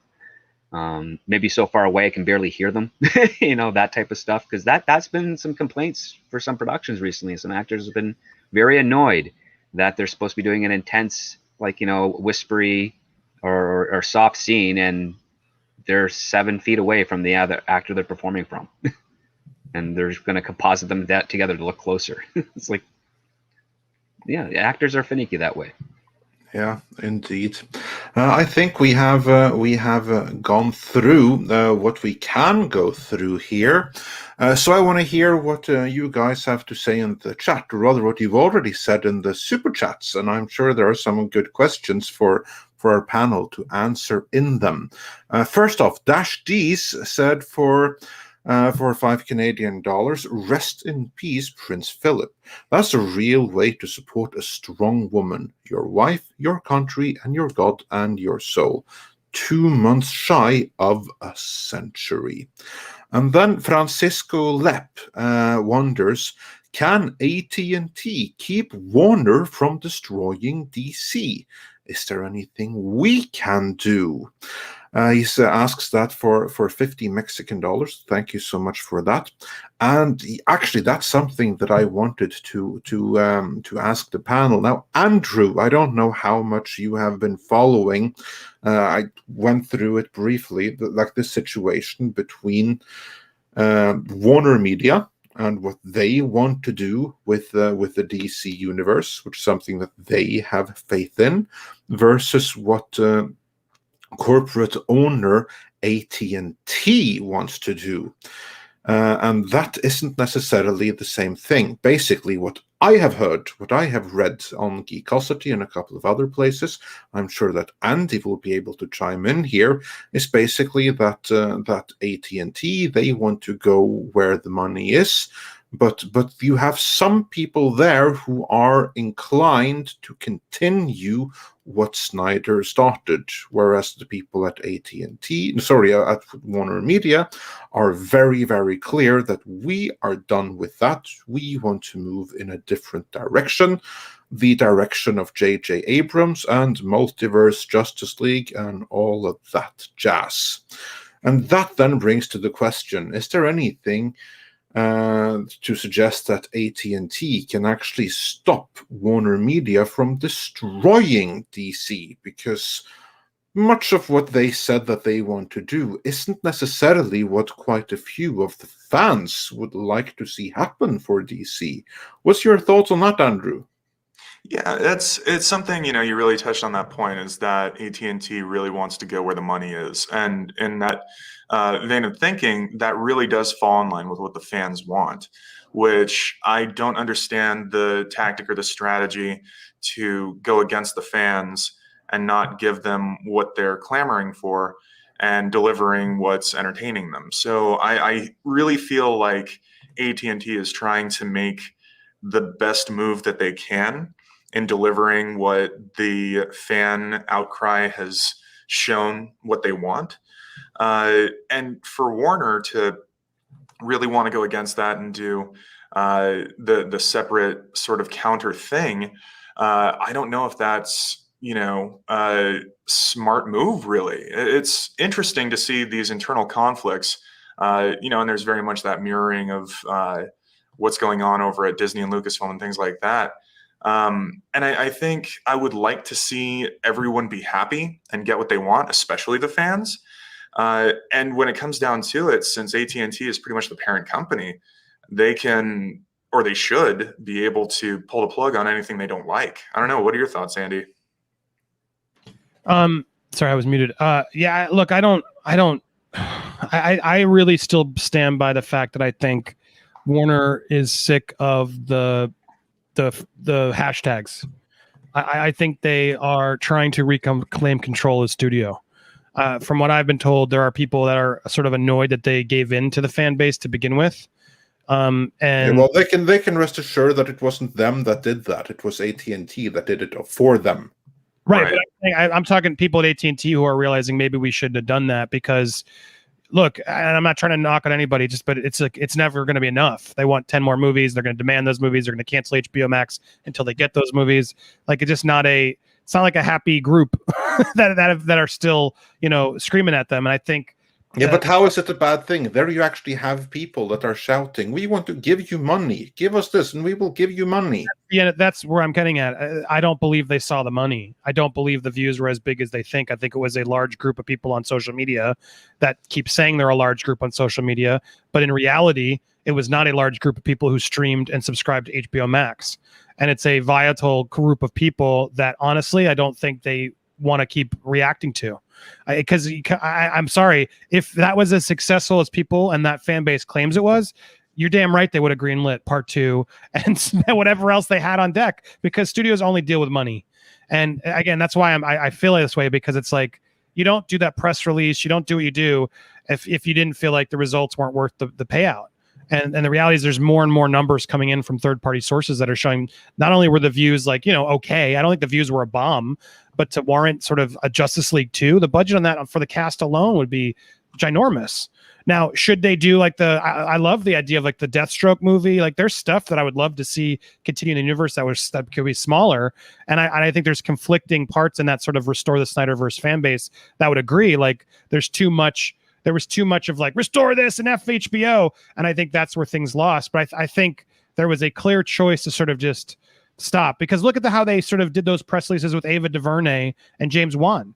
They put out a press release saying, but we're going to we'll totally talk back to these filmmakers if we want to revisit these films. They literally canceled their movies and did it in a polite, way. Whereas with Zach, I think there's serious bad blood still between him and Warner that they just realize, look, let's all move on. I just think, and I know Zach and people internally just don't. They are still very upset with Warner now, and I would argue they have a right to be, given what they did to that movie. But I just think there's so much drama and so much activism right now aimed at them that I don't. If the numbers had been as big as they sort of hoped it would be by greenlighting it, you bet your ass they would have more of them. Well, here's the thing, though, Andy, is that whole thing with Ann Sarnoff was before the movie even came out. It was just because she had done that interview on Saturday before they even had the weekend to see how the movie was going to play. Yeah, I would say that in terms of activism, they shouldn't be complaining because you are quite the activist within Warner Media as well, just in a different direction. And then, if anything, they are. The canceling of the New Gods and stuff like that to me tells me that there's more interest in the possibility of revisiting, the other dark side. Yeah, what's your take on that? Why did Jason Kilar go in and kill the New Gods? Because that's exactly what he did. I think Jason Kilar's playing both sides. It seems very clear to me he wants to appease Ray Fisher and that base. He's been supporting them, and he doesn't want to come out and make a side, be vocally supporting it. Because let's be clear, Ann Sarnoff, whatever she does, is approved by Jason Kilar. Whether she did that the day before, the day after, the weekend of, it doesn't matter. Jason Kilar approved that press release to go out and kill the Snyderverse. Yet he wants to publicly be on Twitter and seem like he's among the people and not support it. So I don't understand why more fans aren't annoyed at him for being clear. Like, are we sure that he approved her going into Variety with that? How is he not in charge of everything? Because I have seen multiple examples of executives of division doing things without having it cleared from corporate higher up. Yeah, but at the end of the day, he could. Again, to me, it seems very, very weird. Like, and you could. Well, you had Hamada say it was him, or at least you had that. He didn't say that. I think through him. But anyway, Hamada's a perfect another example. Like, Hamada's not gone. Hamada's still in charge. Like, they've made choices along the way that have not been towards the Snyderverse. And again, Hamada had nothing to do with Justice League and all that. That was one thing that a lot of people didn't understand. You're telling me, but that's not how they feel. That's not how Ray feels, and that's not how I don't want to. Again, my opinion is what it is. At the end of the day, no matter when Ann did that article, Kilar would have done something. If Kilar was believing that in the Snyderverse, and the numbers were so good, there was a reason they were separating from Snyder, is what I feel like, or at least Ann's side was, right? And you can say, I don't know all the politics. I'm not even trying to be anti-Snyder here. I just think this is a case of a filmmaker and a studio who do not like each other. And I think there's a fan base that's very vocal against the studio. And I saw Ann's article as a power move, right or wrong, to distance themselves from that audience and that filmmaker. I saw that as well. What I don't see is Kilar having signed off on it. I think that's something. Again, I could be wrong. This is just like my gut feeling, but from what I've seen before, both in Hollywood and in my world from investment banking, I absolutely believe that Ann Sarnoff would have done that without going through him. This is like Variety is the kind of level that would happen. You don't think Kilar and Sarnoff had a talk about what are we doing with restoring the Snyderverse before that article came out? I'm not so sure. I wouldn't think that. No, I don't think so. I really don't. I feel like because of that vocal group, there had to have been. Yeah, I think that Kilar is going to take kind of like a wait and see, and he doesn't want to rock the boat so much. He might be of the opinion that I register that Sarnoff and the Warner Media people, they are dead set against this, that he will register that, and then he might be like, yeah, but I want to take a wait and see approach, and if we want to do this, I know that there's going to be severe pushback from Warner Media, whereas they are trying to do a power move on their own end to try to kill it, to make sure that it dies a premature death, like removing momentum in advance, because that's kind of like what that article was. That was about killing the momentum right off the bat. Otherwise, it wouldn't have been removed at that time.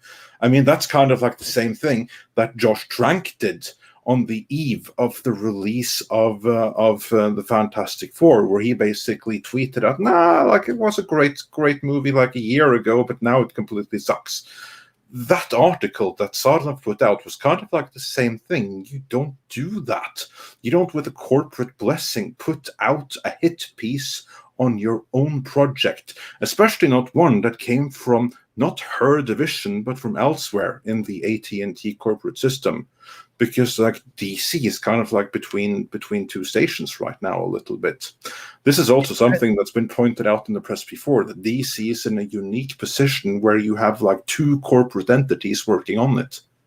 And this is why I'm annoyed with Jason Kilar, because I wish he would just come forward and clarify that so we could all stop wondering. Well, and I think that's part of the problem, and that's where I think two things can be true at once, and that is that I think they clearly, like you were right, Andy, like at one point they did say, yeah, we have to make a decision, and that was before the movie even came out, and that decision was made that they weren't going to go forward with the Snyderverse.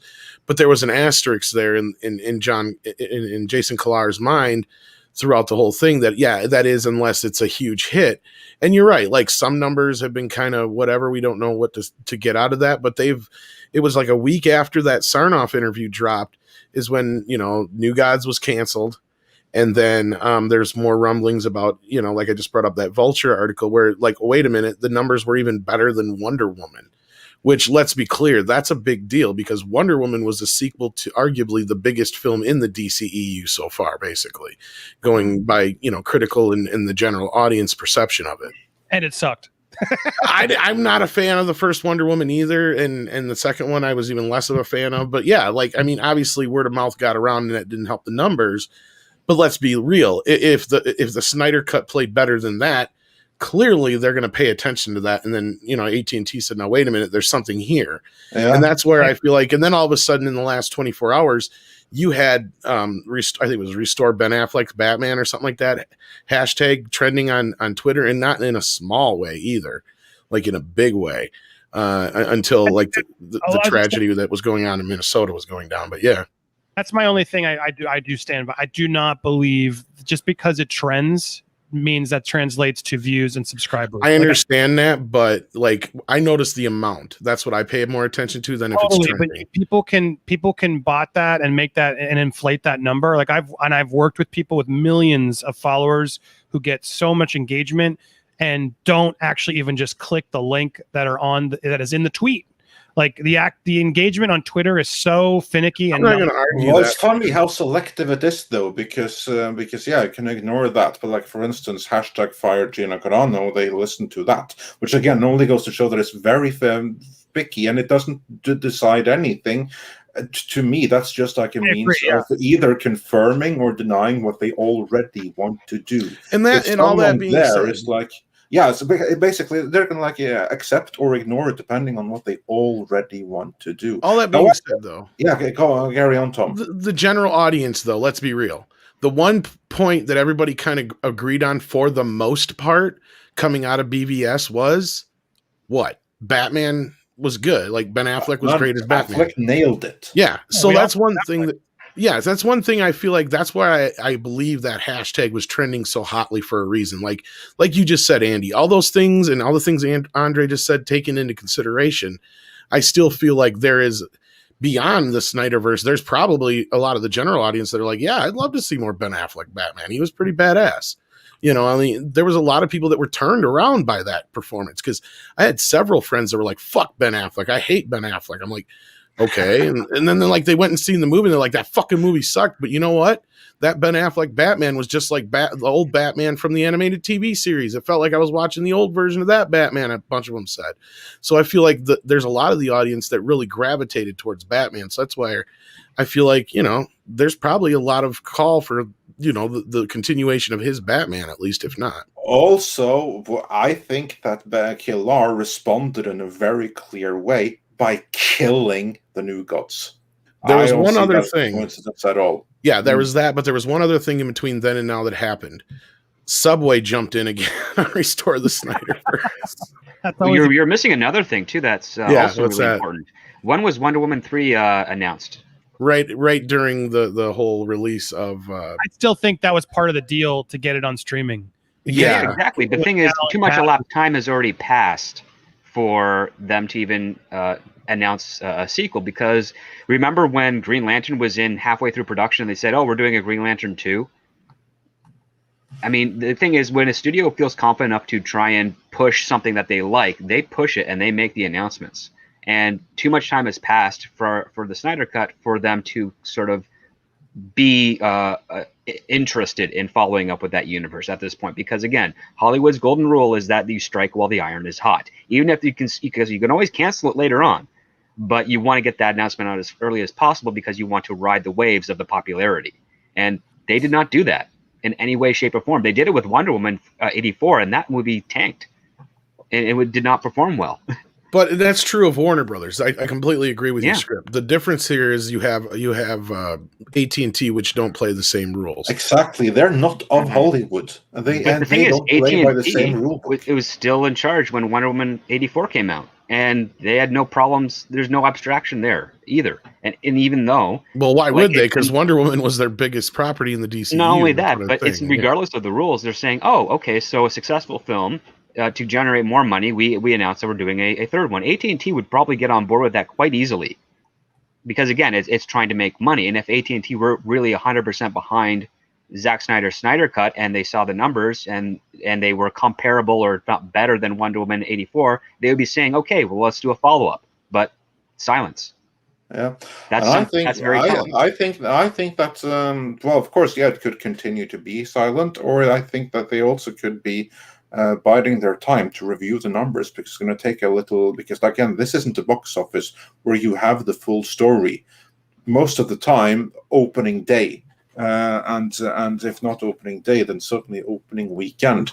This isn't the case with that. I think that like the ordinary rules are a little bit off. I absolutely agree that the odds are absolutely against a continued Snyderverse, but I do think it's very, very interesting how they went and they killed the New Gods in the aftermath of the release of the Snyder Cut. Not only that, we haven't heard any announcements about another Kong or Godzilla movie outside the Netflix series. So Yeah. Because they're Toho's renegotiating with them. yeah, I was just going to say, and that's part of the problem too. And that's kind of where, and that's why I brought it up, because it's kind of a similar situation.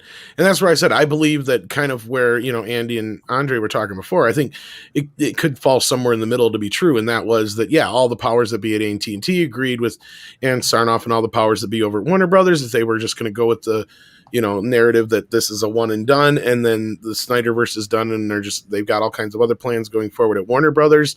But in the back of his mind, and in the back of a lot of people's minds at AT&T, since they don't play by a lot of the same rules, was if it's a success, though, that could change at any time.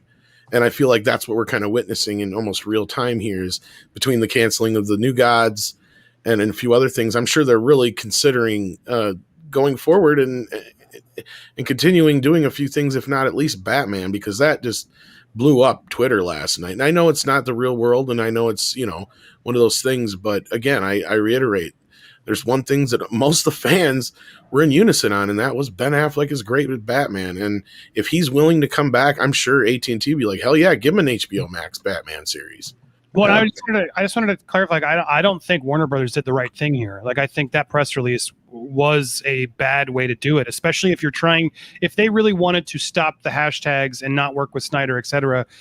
A better move would have been like, we thank Zach so much. We cannot wait to see how this film does.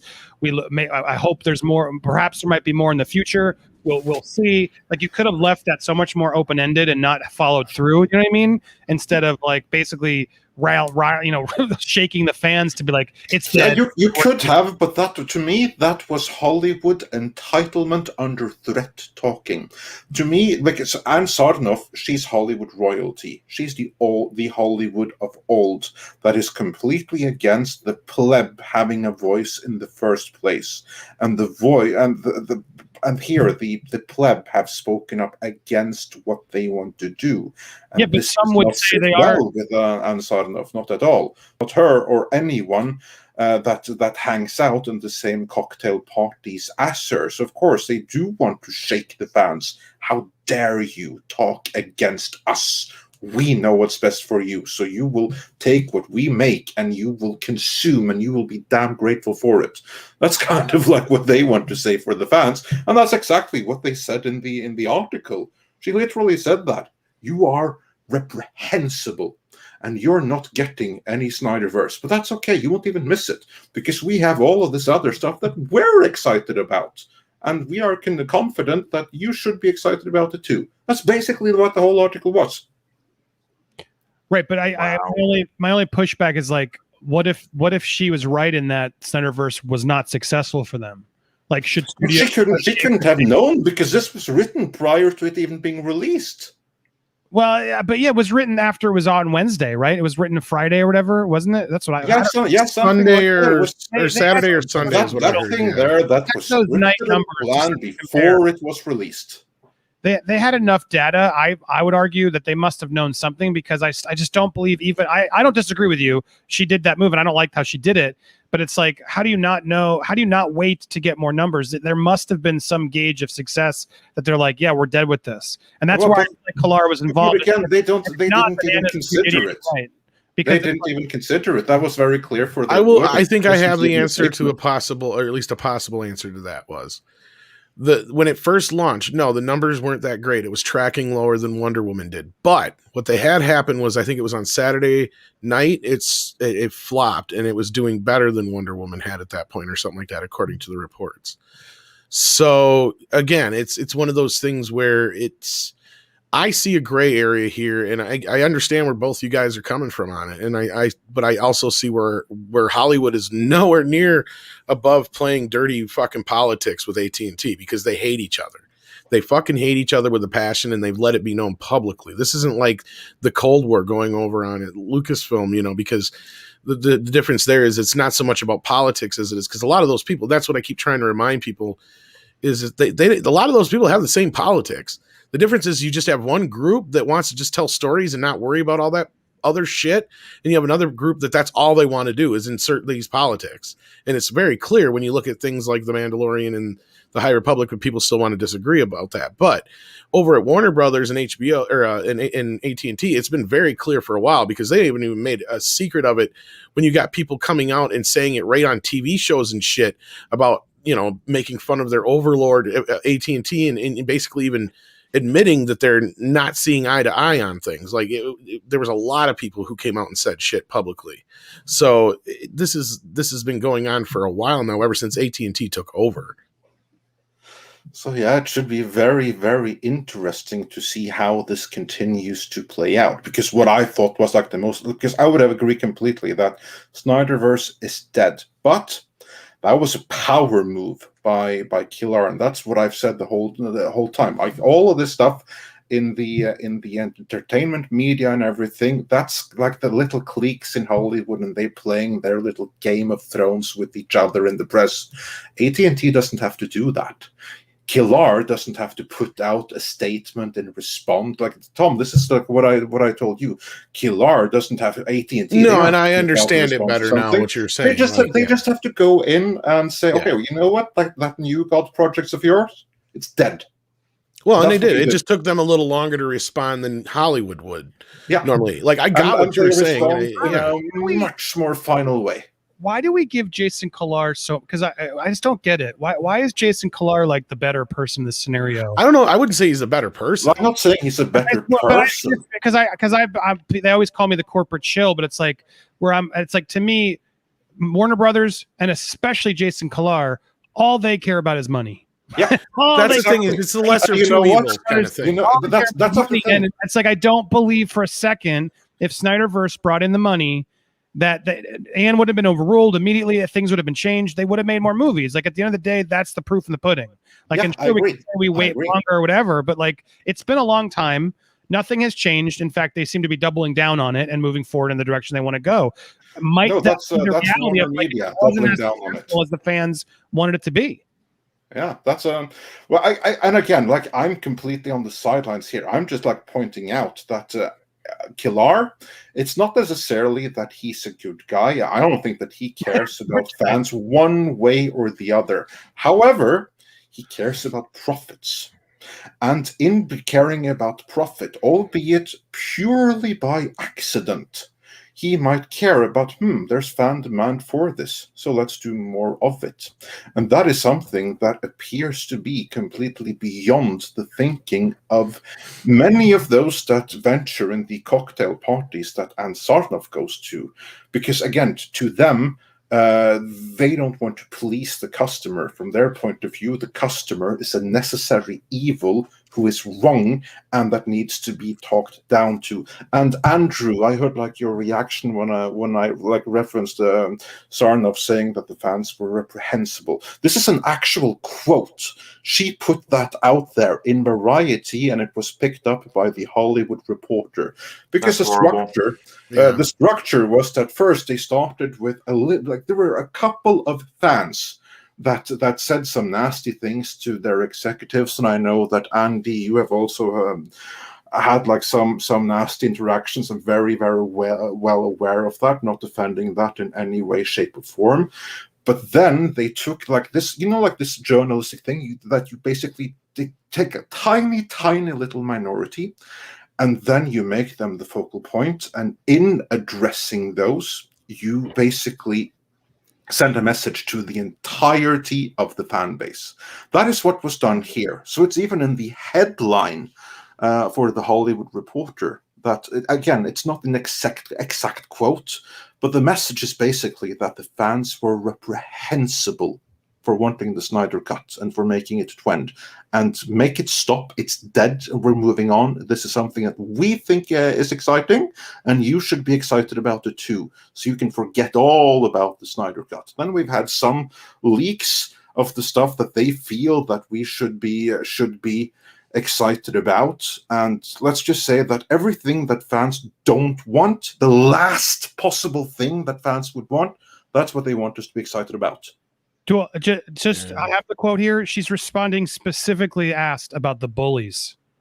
They literally ask her about the bullies, and that's who she calls. Yeah, but that's exactly what I said. They start with that, and then they expand from there. But yeah, it starts from that. She's talking about the bullets. She says but then they expand from there. Principle. No matter what franchise you're talking about, it's completely unacceptable. She's talking specifically about the death threats and the bullying and all that stuff. Yeah, and she didn't call all fans reprehensible. Yeah, no. But again, that's the framing of the article, and then to the credit of Warner Media CEO stands up to toxic Snyder Cut fans. That behavior. That's the headline that went out there. Yeah. Yes, you're right. You're right. Yeah, that's the point he's getting. That's the point I'm making. And that's a trick that journalists sometimes use. That you focus. And I'll be honest with you, like you expand from there. Yeah, and I'll be honest, like, and this is coming from a place I've never been secretive or never kept it a secret that I'm not a fan of Man of Steel and BBS and all that kind of stuff. In fact, we let off the show with Andre advertising our members. We just dropped a video for our members where actually script doctor Man of Steel and fixed it, in my opinion. But no, like, so like, it has nothing. This is not coming from us as like Snyder Cut fans. No, I don't care about Snyder. Exactly. In fact, it has nothing to do with Snyder. To me, it's more about you have fans that are actually willing to give you money, and you have the other people that are calling these fans whatever. However you want to look at it from what Andre's point of view just was, but at the same time, that's just it. What they're going to give us, if it's not the Snyderverse, and what they're going forward with is such an overcorrection, it's beyond what we want. It's more shit like Birds of Prey. That's the kind of shit they want to do. They wanted to do like New Gods. They wanted to do all this crap that was like way beyond like woke and beyond like junk. Like Wonder Woman 84 was an example of shit to come. That's what we were trying to warn people back then, and we got a lot of pushback on that. We're like, no, guys, we're trying to warn you. Wonder Woman 84 is not looking good. And everybody's like, oh, you guys are just fucking haters. It's like, no, listen to what we're trying to tell you. But it could be fixed, but it's probably not going to happen. And it didn't happen because the pandemic shut everything down. But they were going to try and do reshoots. But no, we knew it was going to be a fucking train wreck. And that's exactly what the rest of this DC they got planned coming forward is looking to be. A big fucking train wreck waiting to happen. The only bright spot might be the Suicide Squad. And after seeing that trailer, I'm not so sure. Yeah, well, I think that's going to be fun. But again, that's an outlier. That's James Gunn. What Ann Sarnoff has planned for us. From what more little, Birds again, of Prey. Again, maybe Andy, maybe you know something more that we don't. Maybe they have hidden something amazing up their sleeve. but everything that we have heard, it's kind of like if you put us together and like create a parody of like the absolute worst you could possibly imagine that they could do in your worst nightmares, just for the sake of a parody. And that's what they're legit doing. There's also the aggregate of how many fans of the Snyder Cut and Snyderverse that they take a look at on the numbers on social media versus the numbers of actual views and watch time of the HBO. They might see, yeah, there's a lot of people out there that want money, but it pales in comparison to how these types of movies would have performed in a normal environment, and it's just probably not worth the effort. There's also that possibility to explore. Yeah. And that's also why I think that that they're still considering this. That it's gonna with streaming for a 4-hour thing. It's gonna take time. It's gonna take time to see exactly how it is and do calculations on like, okay, how much money can we spend on this and have it be profitable? Like, of course, if you were spend the kind of money that they would on the Justice League Part 2. It's never going to happen. No way. No. I think but it needs to be something that can be done on WandaVision or Captain or the Falcon or Winter Soldier level budget. Yeah, if they can do something on that kind of budget, I think they must be considering that. That's not off the table. I would not be surprised if what we speculated like a year ago that they broke it up into the parts, because again, the movie is technically broken up into parts. If they broke it up into parts and released it weekly, they would probably have a better return on the numbers. But again, that came down to, I guess, contract negotiations, because it then changed from being a movie to being a web, a streaming series. So I think that kind of also hurt the people on the Snyder Cut side of things a little. I disagree on that totally. That's my biggest frustration with the Snyder Cut. It's like if you had told me, hey, Snack, you're doing a 4-hour miniseries featuring the Justice League, I would have been like, okay, yes, great, more time, spread it out. I do not think it was made as a series. I don't know why. Oh, no, it wasn't made as a series, but we said that you could cut it up because, again, the final product is cut up. He did cut it up, and from what I'm told, they couldn't release it as a series because it would have cost them more money from a talent. Exactly. Yes. But my point is, if they had cut it up in the chapters that he did have, I think people would have been turned off and been like, "What the hell?" I don't think it worked as a pieces. I mean, it worked from I'm going to go watch the Snyder Cut and I can stop and start when I need to. But if they had done I didn't think the movie worked at all. I wasn't a huge fan of it. I didn't mind the movie. Actually, everyone thinks I hate the movie. I didn't mind it. It's fine. But if I had watched that week to week and had to wait week to week with those sections, I think that wouldn't have worked at all. Well, no, and I brought that up too, Andy. To be honest with you, that's the first thing I said to Andre. I said I can see kind of why, if it wasn't a contractual or whatever thing like script, I think you originally brought that up too. And again, like I said, if it wasn't because of that, then it was clearly because they watched it. They're like, yeah, everybody's going to check out. Yeah, after probably the first hour. Yeah. Exactly. Or 45 minutes.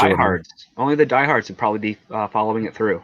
Because again, you're looking at the first 5 out of the 6 parts, or 4 out of the 6 parts where there's no Superman in it. Most of it. Yeah. So I mean, before we even knew how different, or actually, in fact, how similar Snyder's cut of Justice League was, because again, the rumor was like, yeah, there's tons of footage nobody has seen before that was shot. It's a completely different movie. Like, that was the marketing strategy. And then when the truth came out, it was like, no, it's the same movie. It's just longer, fatter, and has more slow-mo. So but prior to knowing that, we were speculating like, listen, if HBO really wants this to be successful, you would edit it away so that you could have several cliffhangers and release it weekly. So number one, you keep those subscriber numbers growing, and number two, you keep the conversation in social media. Yeah. But again, the result was pretty much what we kind of also suspected, is that it's the same film, but just 4 hours longer. And I guess the powers that be said, yep, we're dropping it all in one go, because there's no way we could probably market this any longer than that initial release. And yeah, and I mean, I get the argument where people say, oh, it's not the same film. Yes, it's a different tone. And yes, there's much more to it. But in the end, it's still technically the same story, really. Let's be real here. The Flash runs a bit more. That's there's different elements to it. Yeah. I'll accept that kind of an argument, because I've made, the same hot take real quick on it. Because really, in the end, I watched the guy who's been breaking down all the scenes that are the same. And basically, if you watch it, a lot of what you're seeing is just Joss just cut down, a shot that took 2 minutes into 30 seconds. kind of thing. That's a lot of it is that, and I can't disagree that. And then the other points you have, like the first hour of the film, a good chunk of that is stuff we've never seen before, but that doesn't necessarily change anything. The only other big change would be Darkseid and, like Superman's interaction. Steppenwolf's motivation for what he's doing. But it does help. And again, it's the best of the Snyder films. I give it that. But that girl sniffing the sweater. Oh God, yes, sweater sniffer, sniffing a sweater and singing a song. But I was the one in my review where I said I would have rather watched a 3-hour theatrical cut of this because I think that would have helped the film. Like I would have rather seen what Snyder would have done with it had he been like, okay, you got your, carte blanche in the theater, but instead of being this assembly cut, which let's be real, that's what we got to see was the assembly cut with the little additions. And if he would have cut it down to like a 3-hour version, I think it would have been better paced. You can still cut that movie down to about 2:20. Exactly. Or even that. Yeah. Even less than 3 hours for that matter. But on the other end of it, going back to what Andy was saying before about getting all the people back together and the price of it, what if that was part of the reason why he did that little end bit there? Notice the only expensive person in there really is Ben Affleck. Outside of that, the rest of the people are pretty attainable. You know what I mean? Jared Leto being maybe the other exception, but I was going to say Leto probably has a price point. But he's got something to prove as the Joker. Sure, especially with fan perception. I mean, there's that great contingent that really appreciates him, but at the same time, there are so many people who still look back at Suicide Squad as just being abysmal and pointing at him as being one of the main components of that, along with everything else. So it's definitely interesting what that whole last chunk really means and what the purpose behind it is and what it was supposed to lead for. Yeah, indeed. Well, I'm just saying because he's got a problem. He don't like that. Like I'm saying, like I think he would do it just to have a chance. To be taken seriously again. Yeah. Real? What was that? Is that really a tweet? Yeah, he got pissed. That's amazing. Just don't acknowledge it. Oh, I'm sure that Nicholson was very happy about that tweet, though. So. I'm sure he got a good laugh. Was Nicholson who sent it. I mean, yeah. Jackson, like, let's see how the little shit acts after he sees this. That wouldn't surprise me in the slightest. Well, what's best is I got a Joker shirt that came out after all that stuff. It came out right when they announced the Joaquin Phoenix Joker, and he's the only one that's absent. It has Jack Nicholson, and it has even what's his face from the 66 series, Romero, yeah. And of course it has Joaquin and the Heath Ledger Joker, but not Jared Leto's. Thank God. Yeah, I remember it. Like it basically said, "Not you in it." But on that note, Andy, have you heard anything more about what's the future for Jared Leto's Joker? Oh, I'm sure that's it. I'm sure there's nothing. I haven't heard anything, and I don't see how there would be more. I mean, I think there's no movie for it. That's all she wrote. Yeah, if Snyder came back, it's like I don't think Leto's the first thing they're going to bring back. Now, if they did a Affleck movie, maybe, but the Affleck movie wasn't going to feature Jared either. So I think that was the last hurrah for Jared. No, but my point was those actors that he has set up in that. Yeah, I mean, at the end there is not Cavill. It's not all these other people. Yeah. Cyborg. That is not a movie I wanted to watch. At the end, the way they all stood there in the middle of the desert while Batman and Joker have a monologue together. It was such a weird tacked on scene. I don't know why it was there, but it did not sell me for more. Amber Heard with her weird British accent. It was a very weird moment that it just felt like clearly, and Zach has said this, he's like, it wasn't fair that I didn't have Joker and Batman together. That's not what I was thinking. I was good moving on. I didn't need to see it, but yeah, I don't see Leto ever getting the chance again. Yeah. I know, and I was just bringing up that point anyway. But yeah. Because you guys brought up the cast and how much it would cost, and I mean that's really it looks like that's where Snyder wanted to take the next stories anyway, was this nightmare kind of vision of the future. But yeah, I mean, it looked like a coda to the film that was a pitch for some kind of wasteland post-apocalyptic. But no, I don't think that's going anywhere. No, probably not. Cavill to me is the weird wild card of just like they don't know what to do with him. And it frustrates me because there's all this talk of The Rock trying to come in and save things. I can't. Black Adam. I know that he's supposed to be. Cavill is supposed to be in Black Adam 2. Or sorry, Shazam. Is it Shazam 2? Yeah, Fury of the Gods. They I think it's called Black Adam Fury of the Gods, but yeah. I would rather watch I don't know, we'll see. But Black Adam has a ton of heroes in it. So like throwing Cavill in 2 feels like excessive, even though I'd love to see it. I'd rather see Black Adam come out and then we do a Black Adam Shazam Man of Steel movie with all 3 of them. To me, would be the better way you do that. But to me, I don't know how you commit to Snyderverse and then dick around Cavill. Continue. It seems like Cavill should get his own Superman movie at this point. It doesn't sound like he's getting it. Because Sarnoff wants to do something that we're supposed to be much more excited for. J.J. Abrams' Black Superman. Yeah, exactly. Written by the same author that gave rise to the Jordan Peterson Red Skull. And there's your in to talk about that, Andre. Well, we'll get into that later because we have some more super chats. Okay, let's do super chats. Get through. A nice going, Warner, on organizing all of this for us. That's how to run a property, I have to say.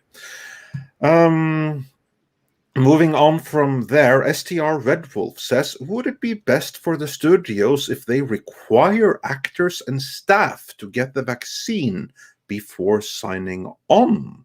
That's an interesting question. Andrew, your take on that?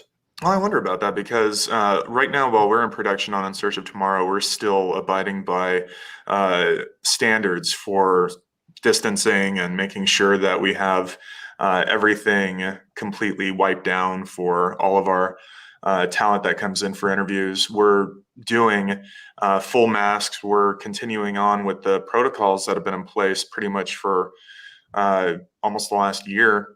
And for being on set, I think, it's great to be vaccinated, but I don't see how that's going to lighten the workload and safety for everyone who's still there. It's something that I think, of course, actors are still going to have to deal with. Of course, everyone on the team and in the crew are still going to have to abide by.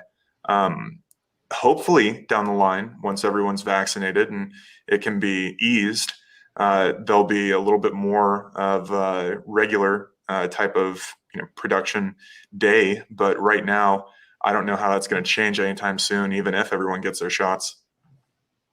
It's just going to take time. Yeah. Andy, do you think that they could avoid the current Michael Keaton situation by requiring everyone to get the vaccine before even signing on? I don't think they can require it. I think they can try to make people do it, but I don't think you can make anybody do it. Yeah, maybe you can encourage everyone, but still there's going to be people coming in and off of set. Yeah, I mean, plus it takes a month to do it. I mean, I'm not afraid to admit I did it. I'm halfway through just because I don't want to deal with all the nonsense. At the same time, I don't deal with the bullying of why did you do it? It's like, who cares? It's none of your damn business. Do it or don't. But I just felt like I've done the flu shot. Okay, it's another dumb flu shot. They probably are tracking me. They're already tracking me on my iPhone. Who cares? The reality is like, it's people will do it and people won't do it. That's the beauty of it all. But I don't think Hollywood can make them do it. I think more Hollywood types are going to do it for sure. But I think it'll help. But production's been going pretty good without even having to force that. So I think things are going to get easier and easier for Hollywood's sake as more and more are vaccinated. I mean, here in Florida now, it's like anybody can go do it. I'm shocked it's people are getting access to it this quickly, but I hope that's a good sign. I don't know what to believe anymore. It's also so crazy. Script, your thoughts?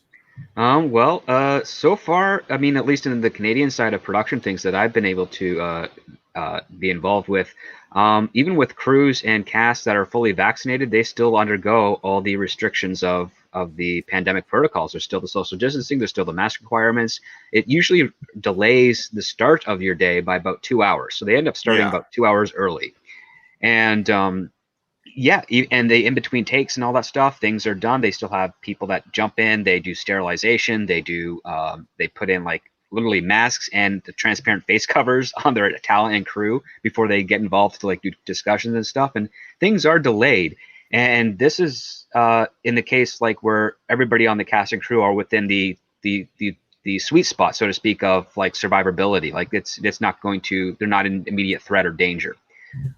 So it depends on where you're filming and what the state or provincial rules are with regards to the production. So if they decide to shoot something in the future that's going to be in Canada, they're probably going to have more restrictions. And if they decide to shoot something in the future that's possibly in Florida or maybe Atlanta, there might be a little bit laxed stuff there. So that's going to change the expense reports and the whole production schedules of that are being developed for future projects. So it's really all up in the air at this point.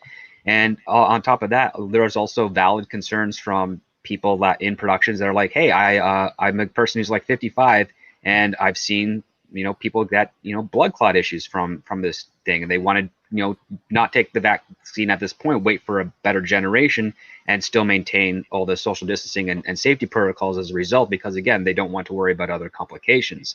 And that's only mostly to do with the fact that they're of a higher age. And back to what Michael Keaton's issue was, is like, yeah, he's got his concerns. He's 69 years old. He's in an issue. There was concerns with Patrick Stewart on Picard for season 2 on insurance in addition to that as well. So there are a lot of valid concerns, but I don't think it's, even as things open up, that those that want those restrictions in place are going to lax on them as quickly as we would all like them to. Yeah, Doc, you make a really good point that it really does affect the bottom line when it comes to production days and time delays. And that really does go across every aspect of the entire day. I mean, we even have transportation being affected by having to do sterilization, wiping everything down, making sure everyone's masked up. And the preparation for that, that really eats into how much you can film in a day. That's just the reality of it. Yeah. And moving on from there to the next question or comment, Dyrus says, I don't care at all for the multiverse shtick. However, no one is talking about the best Batman, Kevin Conroy. Put an animated Batman like Roger Rabbit. Well, actually, you have 4 seasons of the animated Batman series, which in my opinion is the definitive Batman, no matter what anyone says. Actually, is on HBO Max right now, I believe. In high definition for the first time. Well, they released the Blu-ray. You have. Sorry, I had the Blu-ray last year. Yeah, you have the Blu-ray, but there's also Superman, the animated series, which in my opinion was even better, and that is on high definition. It's on HD. Mm-hmm. When is my Blu-ray out, Warner? Oh, that's right. You closed down the Warner Archive. Yeah, you did. So forget about that.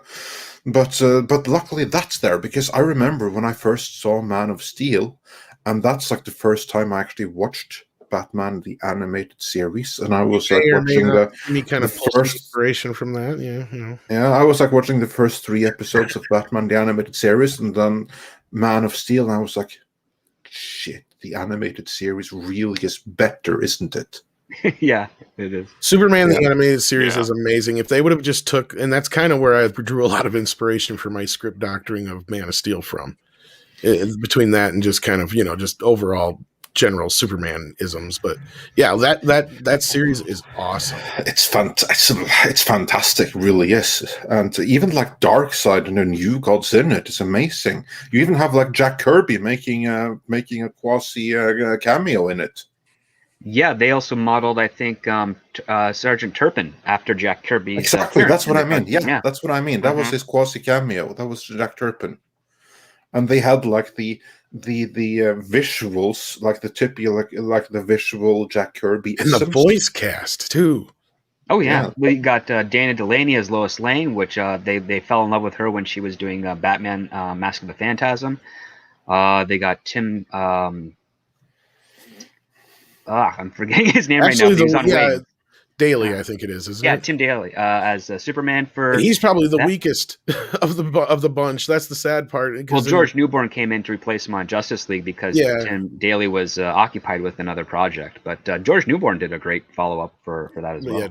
Yeah, you had fucking what's his face playing Metallo. Malcolm McDowell, and you had who was it who did Lex Luthor again? It was John DeLance. Clancy Brown, wasn't Clancy it? Brown. That's what I was Yeah, going to say. yeah. Yeah, John Clancy Delancey Brown come in. doing No, the it's Clancy fucking Brown. Lex Luthor. I mean, it was just an all-star voice cast, man. It was amazing. Yeah, it really was amazing stuff, and like I wish that that DC Michael on Ironside film, is, whether it be Darkseid, Snyder or anyone else, like whoever it is, if they could just come up to the heights of the Timverse Speaking in of live Clancy action. Brown, he may pop up in this trailer we're going to show here in a little bit. Oh Yeah. yeah, it's very true, very true. We'll Something get back to to get that excited in a- for. Yeah. Because he's the Kurgan. Oh man, gotta love Yeah. Highlander. Yeah. We'll get into that trailer before long. Until then, I want to go through a couple of more comments here. Valiant Renegade asks, is Ruby Rose not available for Batman? She can play both genders, right? Woke points. So, yeah. And I don't think that she's going to be welcome back anytime soon. Andy, have you heard anything about that? Like, is she welcome, or because no. she was kind of like hinting, like, "Hey, They're I'm available, recasting I'm her. available," and then Didn't they you hear, recast her. Andre? I know, Oh, yeah. that's what I mean. I thought it was like funny, but first she put it kind of like out there. Hey, I'm open to returning, and then like the day after, boom, recast. So that her agent putting her out there evidently didn't work. What have you heard about that from behind the scenes, Andy? Oh no! I mean, they've just recast her, and she's done. I've reported on that extensively. I had a crew member. I had sources from the set, and then I had a crew member come on my show. I had to use a voice changer so they didn't get in trouble. But yeah, she totally fraudulent. You can look it up on Popcorn Planet. The interview is fascinating. But she fraudulently like made an insurance claim against the studio and lied. The crew hated her. Like they want nothing to do with her. She cost them a fortune and was a complete pain in the ass on set. Yeah, exactly. And She left a bad taste in all their mouths, and they don't want her back. That's kind of like what I wanted to get at as well. Like, Andy, you have covered this in detail. So everyone, I know that some disagree with Andy on certain amount of topics. But regardless of that, go check out his channel, Popcorn Planet, because you do a lot of great work and you have some great content and great coverage. So thanks, like, it was fun. check it out. It was a fun conversation. I mean, it was a sad. There was like another crew person who ended up getting actually injured, and Yeah, they I remember needed that. money, and she said nothing about it. And then meanwhile, she used an injury she had on some film she shot in Bulgaria or I don't know, somewhere in Europe or something. And she used that and tricked the insurance company to believe that was from an injury on the set of Batwoman, which it wasn't. Oh, so that thing that was 'cause she put had her out neck there, how surgery, she injured herself, that had nothing to do lied, with and Batwoman at all. The stunt person who was in charge of Batwoman has now gotten screwed over because of that lie. So she sucks. It's the bottom line of that story. But you can hear the interview with the crew member. He got more specific, and I broke down a couple of that story. If you just look up Batwoman on my channel, you'll find it. Yeah, exactly. So again, that's what I like. What I say, like, we like having Andy on, and we may not always agree on everything. But you just here we can have conversations, even if we don't necessarily have to be in agreement about everything. So go check out Popcorn Planet, because some great content over there, and loads of inside information, such as, for instance, that interview you reference. So well worth checking out. And then moving on from there, we have Dark King, who says bring back Adam West as Batman via deepfake. I don't think that they'll deepfake him, but honestly, I wouldn't be surprised if there's some really kind like your of reference outfit, to little him. chum. Yeah. How do I get one with all those bulletproofness? I wouldn't be surprised if there is some kind of reference one way or the other. That's nothing I don't know that. Nothing I heard. That's just like me imagining. But I would be surprised if there was no kind of reference. Kind of like you had like in Batman, the Lego movie, which honestly is the best Batman movie to date, come to think of it. Even there was like some kind of like Adam West reference. I don't know about the best, but it was well, right. certainly the More most recently, fun and incredibly, recently, kind of like was, if you ask me at least. I was a little disappointed with it, to be honest with you. Really? Well, yeah. No, well, maybe it was because the Lego movie left me with such high expectations for it. I don't know. Of course, I went into the Lego movie like whatever, and then like it blew me away. Like Yeah, I even well, made a hot take argument one night on a podcast because I said I made an argument that the Lego movie was a better original film than Toy Story was. And a lot of people got pissed at me, and I made my argument though. I'm like, no. Again, you don't always have to agree. Like there's a room for multiple. but I also said to take in consideration that I also think Toy Story 2 and 3 are superior films to the first film as well. Yeah. But yeah. And then we have 2 super Who stickers. disagrees with that? Oh, there were some people in the chat that were like, "No way, the Lego movie's better than Toy Story." I said, "No, it's a much more original film. Toy Story's got a lot of elements in it that are just like what Pixar always does. They just rip off other stories." Oh no, I meant who disagrees that Toy Story 2 and 3 aren't better than 1? Oh, that one. Well, I was just bringing it up as a point to say, like, look, yeah, I get what Toy Story is, and I love Toy Story 2 and 3 better anyway. They're all good except for 4. 4 was not Oh, needed. the what now? 4, yeah, exactly. I don't remember 4, but I still really haven't like seen 3. that one, What? yeah. Okay. So you're telling me that the Toy Story 4 should kind of like disappear, the one that I haven't seen yet, it kind of like should disappear from my watch list before Yes. I've seen it. It should just like vanish as if it never existed. There was no 4. Okay, fine. Point taken. Yeah, When you ask, I've had a lot of fights before, but I've been my mind has changed because can I spoil it for you, Andre? Yeah, go for it.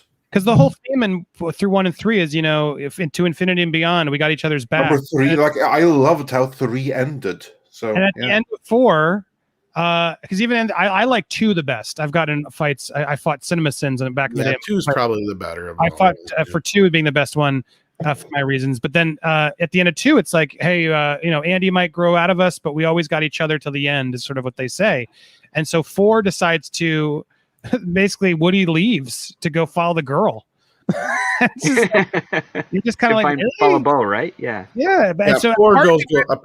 when I saw it, I was kind of like, well, that's interesting because Bonnie, because I'm really into Toy Story guys, but like I've had this debate in detail, but it's like Bonnie didn't like Woody. Woody's sort of like living in the closet there and getting dust on him, and finally meets the girl and has never gotten to live his life. And there's like a little bit of like a, the parent who finally gets to move on with their life that I thought, well, that's pretty ballsy. I could respect that. And so that was one side I took for a while, but then I've come around as I've rewatched the old ones. I'm like, no, it's pretty shitty that Woody just left the gang to go diddle around with Bo Peep. Where did you stand on that issue, Tom? I fucking hate part 4. Like, I mean, there is like no redeemable values in part. Like, I got done watching it and I'm like, it took everything I could not to destroy the Blu-ray. Like, I was just like, this is almost as bad as Cat in the Hat. Like, I'm talking about the Mike Myers one. Like, there's anybody who knows me has said that I'm not one for destroying film elements, but I've said if I could, there's maybe a few movies, and that's one of them, Cat in the Hat. I would go and destroy every single film element of that movie so nobody could ever see it again. Every DVD copy, every VHS copy, the fucking negative, All the prints, everything. Yeah. everything. Toy Story 4, I would destroy the fucking hard drive that that is, it is worse than any of the straight to video Eisner sequels back in the day. It is worse than, I can't believe they made that movie. Yeah. That's a pretty low bar when just you're from talking about here being worse than the Beauty and the Beast sequels and all the other garbage that Yes. was being churned out. It is worse than Bambi 2, which actually is better than it had the right to be. You're talking about Aladdin 2. That was also better than Aladdin 2 was pretty good too as well. Oh, The Return of Jafar. Yeah. Yeah. That's part 3 where they finally got Williams back. Yeah, but there's only one good joke in part 3. And that's the joke I've tried cutting into videos like 3 times now, and Andre keeps making me take out. And that's the one where he goes, "You're Thor?" "Yeah, I'm Thor." "Well, it hurts." Well, you just have to find the right place for it, and you haven't so far. Keep on trying. All of them in a carnival. You're just like, why? And then Bo Peep resorted to being in a Winnebago the whole movie. It's like it serves no purpose. I sort of like I was okay with it after I saw it. My kids liked it, and I was like, all right, I guess it was. And I thought it was ballsy that they let Woody like basically go like sex it up. But then the more I sat with them, like, that's a terrible way to end the movie. Like, no, they're supposed to, no matter what, the toys are there for each other. It should have been about him bringing her back, and that was the problem I had with it too. It was all kind of. Well, there was a whole bunch of drama too. Like, don't get me started on John Lasseter and what happened to him. Oh yeah, we've been into that several times. Because it's like, that was clearly one of the last things he was working on, and then he clearly didn't finish that movie. And then I think it was Rashida Jones wrote it and fought. They were fighting a lot throughout that process. So I wonder who's really responsible for the ending and where it wasn't him. Yeah, it's so sad to ugh. Oh, I know a lot more about that. I have heard enough. You have convinced me that it's a good thing that this fan fiction never saw the light of day. Yeah, Thank don't God show this your kids movie that was crap. never made. Well, and the other And it shall promptly disappear from my watch however, collection. Andre, the shorts are fun. There's a bunch of shorts they've done. Those are fine to put in between. But I always tell parents, I did it with my kid. I held on to Toy Story 3 longer so they could watch it with a little bit of the to grow up a bit and experience it. Because I think if you just obviously, yeah, turn through 1, 2, 3, 3 is not as effective. Like 3 was such effective for me because they released it so much later where Andy's grown up. Exactly. And I think you want to I always advise parents, if you can pull it off, save Toy Story 3 so the kid can have grown a little bit, and I think they actually will really appreciate it more. Exactly, because we all were of an age where we could identify a little bit more with that, obviously, but just from the time when from the first to the third being released. So that was a great way to end the franchise. But moving on from there, we have a couple of more comments that I want to get to. Michael Miller said, we can get Kevin Conroy or Clooney back.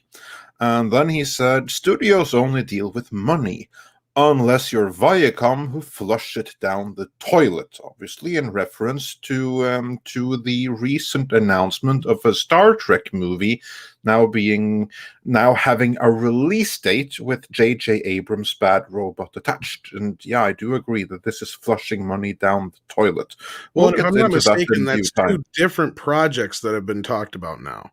Because unless somebody knows something different, the one that was talked about with the writer from Discovery is a completely different project from this one that they have an actual date for that they announced. Yeah, that's not the same one. The one that the writer from Discovery pitched apparently went nowhere. Well, so and from what I'm hearing, and this is what I heard about this, and again, take this with a big grain of salt. What I've heard about this movie that's being announced right now, that's coming in 2023, may already be in more production than we thought. Yeah, because there is a secret production. We've reported. Well, this is not even that. It may not be the one that I thought it was anyway. And this is what I heard, Andre, and this may not even be something you heard yet. That this one that's being talked about right now that they just announced is actually an animated film with Kiefer Sutherland doing a voice. Oh wow! First I heard of it. I wonder what that could even be. What Kiefer would be doing. I just kind of heard this rumbling from somebody, and I have no idea how true that is, but that's what I heard this newly announced project is.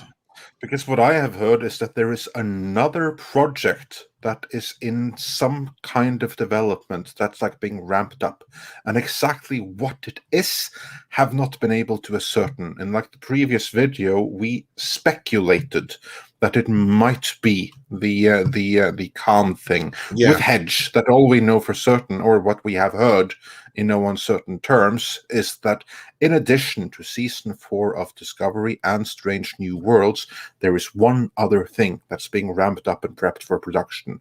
But exactly what that thing is, can't say. Not yet. And can't say as in we don't know yet. So it could very well be what I just mentioned. That seems weird to me, because you wouldn't ramp up production on something animated. Well, that's something they could have done in the time that this whole thing was going on, with things being shut down, though. Yeah, that absolutely. And they have in-house, don't they have in-house animation teams with Nickelodeon and all that kind of crap? Yeah, they do, but Bad Robot wouldn't be able. Yeah, they would be able to extend the license, but they wouldn't be able to get the kind of production fee that they want from it. That's the thing is, from what I've heard, it has more to do with getting that fucking license extended. JJ, yeah, exactly. And that could have been a way he secretly got it extended without us knowing it. See, because that was where you and I were kind of, not going back and forth, but we were like, well, is he or is it or isn't it kind of thing? Because we keep hearing this, that, and the other, and then anyway. Andy, do you know anything about what's going on with Star Trek? No, I don't. That new movie was a surprise to me as well. Is it the Tarantino one? Is it a No, that's dead. No, that was never happening, and it's never happening. That makes me sad because I just want to see it from a curiosity. I'm sure. Me too. I'm so curious it would have been, but I don't know any of the new. I don't know what's going on in that Star Trek world. I just know they're desperately trying to bring Q back, which makes me incredibly sad. But I'm gonna watch it. Aren't you gonna watch it out of curiosity, Tom? I mean, you have to from a point of view to even hate watch it. I think he just died. Honestly, you know what? I did is I died because I'm not watching this shit. There's actually a fair chance that we might. Like, for instance, just look at where's our Falcon and Winter Soldier reviews. I mean, like, the first season of Picard is honestly the worst thing I think I've ever suffered through. And I don't want to put my team through that kind of suffering again. We might sit that whole thing out. You got at least. I'm serious. We might sit that whole thing out. Well, because Discovery was watch it. Just you and Tom do it, and then don't make anyone else do it. Well, if don't bring me into this shit. We have to set up over. You go to the simulator. So we can suffer and we can laugh at his reaction. Watch it. But that's. I was like hoping I would be ended because I suffered so much. It really pains me, both like Discovery and Picard. I don't know which was worse, the end of season 3 of Discovery or season 1 of Picard. I really don't know which was worse. I can answer that because Discovery, we can discard it.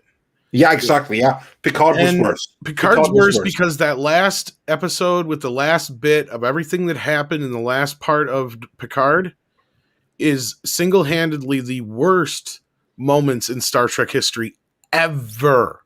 Yeah. Period. That includes Spock's brain, which is a masterpiece compared to all of it. Andrew, have you seen? Do you know what we're talking about?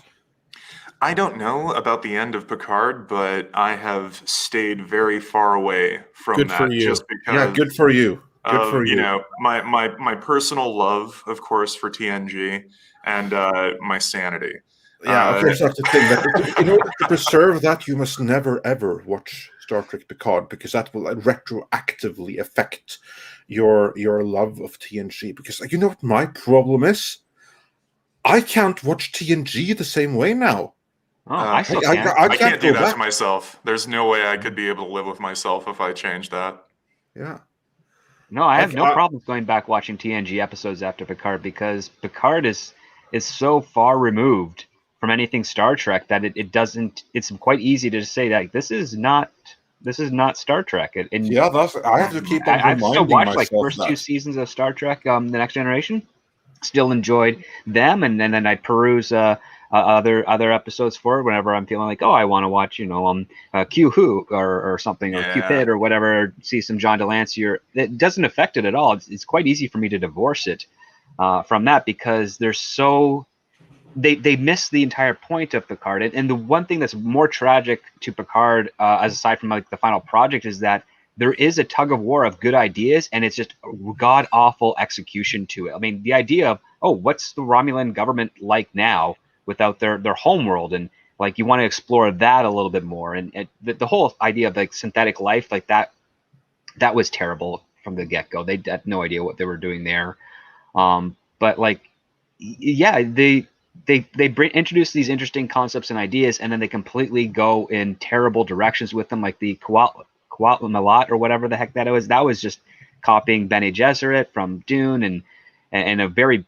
like a casual way. Like they didn't even take anything of interest from it at all. It's like, let's just do the costumes and make them on candors. Like this doesn't feel Romulan-esque at all. Like why go this way? And then the whole AI and like another dimension of artificial intelligence that wants to wipe out normal sentient life.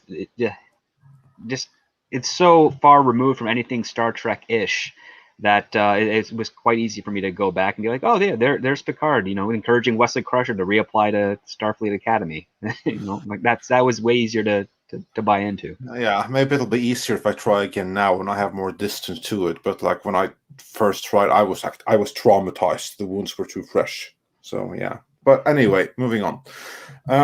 Then we had Anti-Derivative Jill sent us a unicorn super sticker, and Crazy Cat Guy and Gran Wasu 42 both sent us kitty thumbs up super stickers. So thanks so much for that. And Cyber Soldier the Third says, I'm an AT&T shareholder. I'm going to try and ask a question about the Snyderverse and if they're going to continue or not. Okay, listen to me. If you get the opportunity to ask that question, remember to preface it with context. Preface it with the fact that here there was actually fan demand behind it and everything. Instead of just asking the question, preface it in a way where they can't weasel out of it, like Bob Chapek did when he was asked direct questions and he was just giving the question without any context. Provide a very brief context first, so there's no room to wiggle out of it. That's what I would say to that, and then I hope to hear that said afterwards. We should open up a secondary wing where it's like, just if you have questions for just stockholder questions, run them by us first, and we'll fix them up for you. Yeah, actually, I said this like after like some guys like had some choice questions for Bob Chapek. I was, oh, couldn't you have sent them to me first? I would have touched them up for you. but yeah. But no, absolutely. Like if you're a shareholder, you are entitled to ask. But if you are lucky enough that you can get the time in, make sure to give the context so that there's no wiggling room out of it by completely missing the point. Then we have some very, very cool questions here. So, Tom, you might want to get a certain video clip ready. While you're prepping that, hey, Andre, sorry, I have to go get my kid, surprisingly. I didn't know I have to do this right now, but thank you. I'm dipping out. No problem. Oh, yeah, no problem at all. Thanks Andy. for joining us today. Take care, Andy. Sorry I couldn't stay longer, but always fun to chat with you guys and everybody in the chat. Thank you guys for having me. See you, Script, Andrew, everybody. Thanks for having me. Great talking, Andy. This is awesome. Great talk, Andy. Yeah. All right. Take care. It's funny because I asked Andy because I thought Andrew was only going to have an hour, and Andy's the one who had to leave early, and Andrew's still here. So, well, production for me starts in about 25 minutes. So, all right. Then it's actually really, really good timing. So, Tom, clip ready, because Tiberius Monk says, "Hail, Midnighters! Glad to see Script, Tom, Andre, and Andrew. Loved the new trailer for In Search of Tomorrow. Hope to see that trailer played live." So, Tom, Tiberius Monk hopes to see the trailer played live. We can't disappoint him, can we? Well, all I can say is Tiberius Monk. Weird, buddy. You're weird. Did my thing just freeze? 1980 science fiction has There we all go. of those elements that make greatness in cinema and storytelling. Buckaroo, what's up? It's an amazing period of sci-fi. It was sci-fi movies that you began to take seriously. The characters were stunning, so you can relate to it. It was very entertaining and frequently very touching. It was a fantastic experience, and I had a gasp. I loved looking up into the stars and imagining what's up there. Time travel, multiple versions of yourself. A lot of those movies are really awesome. Sometimes sci-fi does reflect what's going on in society. Running Man preempted reality TV. This little movie predicted the world that we're living in right now. Like Kirk could talk to somebody in their watch or their little phone. We thought, oh, that'll never happen. Scotty, beam me up. I just loved that stuff growing up. I like it if there's a bit of a human element. No matter where you go, there you are. You go through so many different emotions. Can you say E.T.? Jeff Bridges. He is Starman. Yes, that was me in Galaxy of Terror. Blade Runner was just amazing. More human than human is our motto. Road Warrior today is more relevant than when we shot it. You can run, but you can't hide! When anybody says which is the best Superman, they say 2. Dune, Universal thought this thing's going to be huge. Terminator, Jim had a certain vision. I'll be back. In Predator, I was the ultimate tough guy. I ain't got time to bleed. It still plays. Vasquez, she was a soldier. She had nothing to lose. Sigourney just took care of me on set. Get away from her, you bitch! RoboCop 1 is a one-off. Your move, creep. Paul Verhoeven made us care. The costume is not like this. The costume is like this. Laser guns, lightsabers. Star Wars set the bar. The aliens, the world building. The Last Starfighter, groundbreaking CGI. Unbelievable. These guys are geniuses, you know. It's over, Prime. Gordon's alive. Shall we play a game? You'll find her. That's what he does. S.D. Bliskin. Call me Snake. Oh, Back to the Future. Great Scott. They're kind of cheesy. It still was like this wonderful cheese in a way. So many amazing sci-fi movies in a single decade. We felt so creative and we were so loose. There will never be another time like it, ever. I mean, it's all classic. You've got to look at it and be proud of it. Can't we go back to what I grew up with, which is the beauty of sci-fi and imagination? Oh my God, it's full of stars.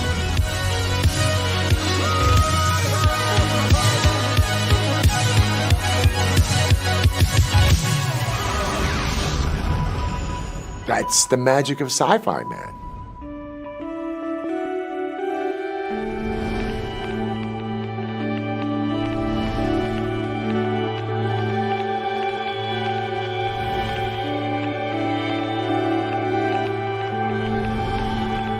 There you go. You heard it, folks, or saw it. Got till May 4th to get in on that. Our wrenches have been sharing the link. I just shared the link as well, and the link is also in the description to get a hold of that great documentary. Is there anything you want to tell us about it right up front, Andrew? Or yeah, because Andrew, you are, of course, as those that might not be aware, you are the producer of the beauty that we saw just now. And of course, we have already promoted your earlier work, In Search of Darkness, both parts 1 and part 2. So what can you tell us about this amazing stuff that we just witnessed? Well, first I want to say thank you so much for showing that while we're all here. Rewatching that trailer always is just so much fun for me because what we have cut together from the film as it is right now in production is amazing. I mean, we have so many incredible interviews with everyone that you just saw and so many others that we're putting together for this. But In Search of Tomorrow, just to explain it really quickly, is the most comprehensive definitive documentary ever about 80s sci-fi movies. And we have so many people from those films bringing their stories and their insights and telling us everything about the importance of these movies because we are fans. And this is very much by the fans for the fans. And we want to watch this just as much as we want to share it. So this 4.5 hour long documentary is in production right now. The Indiegogo is live, like you said, Tom, until May 4th. We're having a blast making this thing. And the fact that it's coming together and we're getting such a great response has been huge and immensely rewarding. That is awesome. I only have one critique. 4.5 hours seems a little thin for the definitive documentary. That's why you always open the door for part 2. Yeah, very true. Yeah, absolutely. Well, what we've done with In Search of Darkness, which is 80s horror focused, is we have brought In Search of Darkness essentially part one to the world. In 2019, we released that. And the demand was so high to continue the conversation and look at more films by each year throughout the decade that we made In Search of Darkness part two, which we released last October. And that was more expansive from even the first one, where we covered all of the mainstay favorites and all of the greatest hits of 80s horror.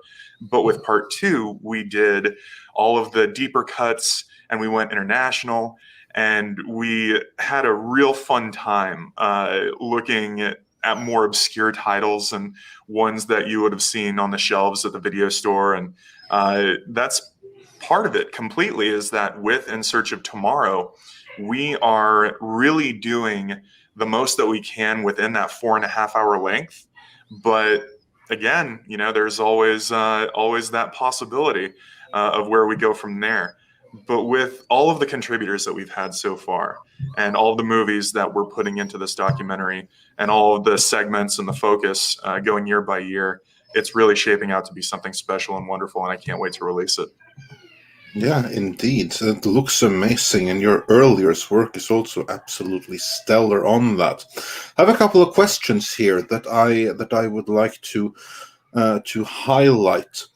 Willie Woodward wonders, for the In Search of Tomorrow guy, that would be you, can I pre-order just the Blu-ray?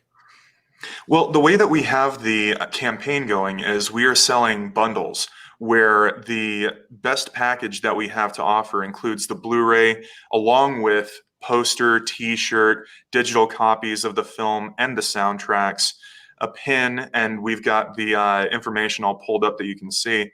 But there's a digital copy right there. There's the Blu-ray with a couple of posters that are incredibly well designed, one by Graham Humphreys, who does amazing artwork for us, and another one from Dave Morrell that are just fantastic, and then one from our art director, Clayton Benj. But these are all of the different tiers that you can see. This is the one I got, I think. Yeah, the Admiral Kirk. Yeah. And that's, really what it is that we're not only bringing you the Blu-ray, but we're giving you something awesome to hang on the wall and something to wear. And again, those digital copies of the amazing soundtrack curated by New Retro Wave and the score done by Weary Pines. So we've got some really awesome options for collectors here. Yeah, if not, you can get the digital only version at least. But Yep. But you're definitely missing out on some pretty awesome physical perks with that one. Yeah, exactly. So basically, if we just go to the link in the description and let the mods keep putting on in the chat, then there you can see the different tiers and what you can get for each and every single one of them. And then we have Lisa asked if it will be region 1. I believe they're region free, aren't they, Andrew? Yes, they're all regions, so they'll play worldwide. Yeah, perfect. And then comments that soundtrack is great too. And she also sends a Diamond Super sticker. So thanks for that. Thank you. And John Willis says, Andrew, please let it run and run. Don't cut it short. Well, we would love to do an ongoing forever length documentary. What we've done is we've set the bar for basically that mega length doc that you get with In Search of Darkness and Search of Darkness Part 2, both being around 4.5 hours. Also documentaries similar to like Crystal Lake Memories and Never Sleep Again, the Friday the 13th and the Nightmare on Elm Street docs. The thing is we are listening to everyone. We are always keeping our ear to the ground. We're always paying attention to fan demand. We have our socials out there at 80s Sci-Fi Doc across Facebook, Twitter, and Instagram, where we are getting feedback all the time on what people want to see, what people want to look at featured in the documentary, and what people want next. Right. And we absolutely believe that listening to the fans is critical. Well, not only to our success, but also to make everyone happy. No, and I can say, just talking to you, and I won't say what, but I know you brought some things up to me that are coming down the line that I'm super excited about. That, yeah. So like the conversation isn't really ever going to end. Hopefully, I can say that much. And on the other side of it, I mean, you can only do so much in a time period. You got to keep it kind of realistically, confined to where you can actually make it available to the public. Because if this was like, some 10-hour DVD set, but I get that. But here's my question then, and this is even something you guys may have thought about, and you haven't told me if this is the case. But what about possibly on the future editions, maybe throwing on like a bonus disc of all just like the outtakes of some of these great interviews? Because I gotta imagine that there's just a ton of them that would be just great to dig through for just as like a special features disc someday. Is that something you guys have thought about? Well, I'll tell you, stand by on that one because, like you were just saying, we've had some offline talks about a few things that are in the works. Of course, you guys have been with us to share that we're working on a video game documentary beginning with FPS first-person shooter, which is out now on social media. We're taking everyone's input on what they want to see. That one's in development, and the production on that will be kicking off very soon, which is really exciting. But as for bonus content, we've got some really special stuff in the works. So when you look at our other properties like the In Search of Darkness horror documentaries, follow along with us on those if you're a horror fan, because around Halloween season this year, we're going to make some really special announcements. But there is always a possibility of us, catering to that fan demand, because if we get enough people banging down the door telling us that they want bonus features and things, we're always going to be paying attention. Awesome. All right. Very cool. I also have to ask you, because you have some very, very cool talent involved there, and some of those people we've spoken to ourselves. Like we've had Vernon Wells, we've had on here a couple of times. Yeah, Wes. So it's always cool to see them show up there. Yeah. So he's really awesome. We had him show up. I think it was it 3 weeks ago that he showed up for a watch party? Yeah, I believe it was. Yeah. Yeah. But of like the interviews that you did, which one were you personally more excited for of all of the great people that were there? Which one was it that really stood out to you, one way or the other? Oh, come on, Andre. I'm excited for all of them. You know that. I got to tell you, one of my dream interviews we were able to make happen. And it's interesting, even talking to you, Doc, about the requirements of everything going into production right now, with everything needing to be sterilized, everyone needing to keep distancing, everyone needing to be masked up and ready, and always following those protocols.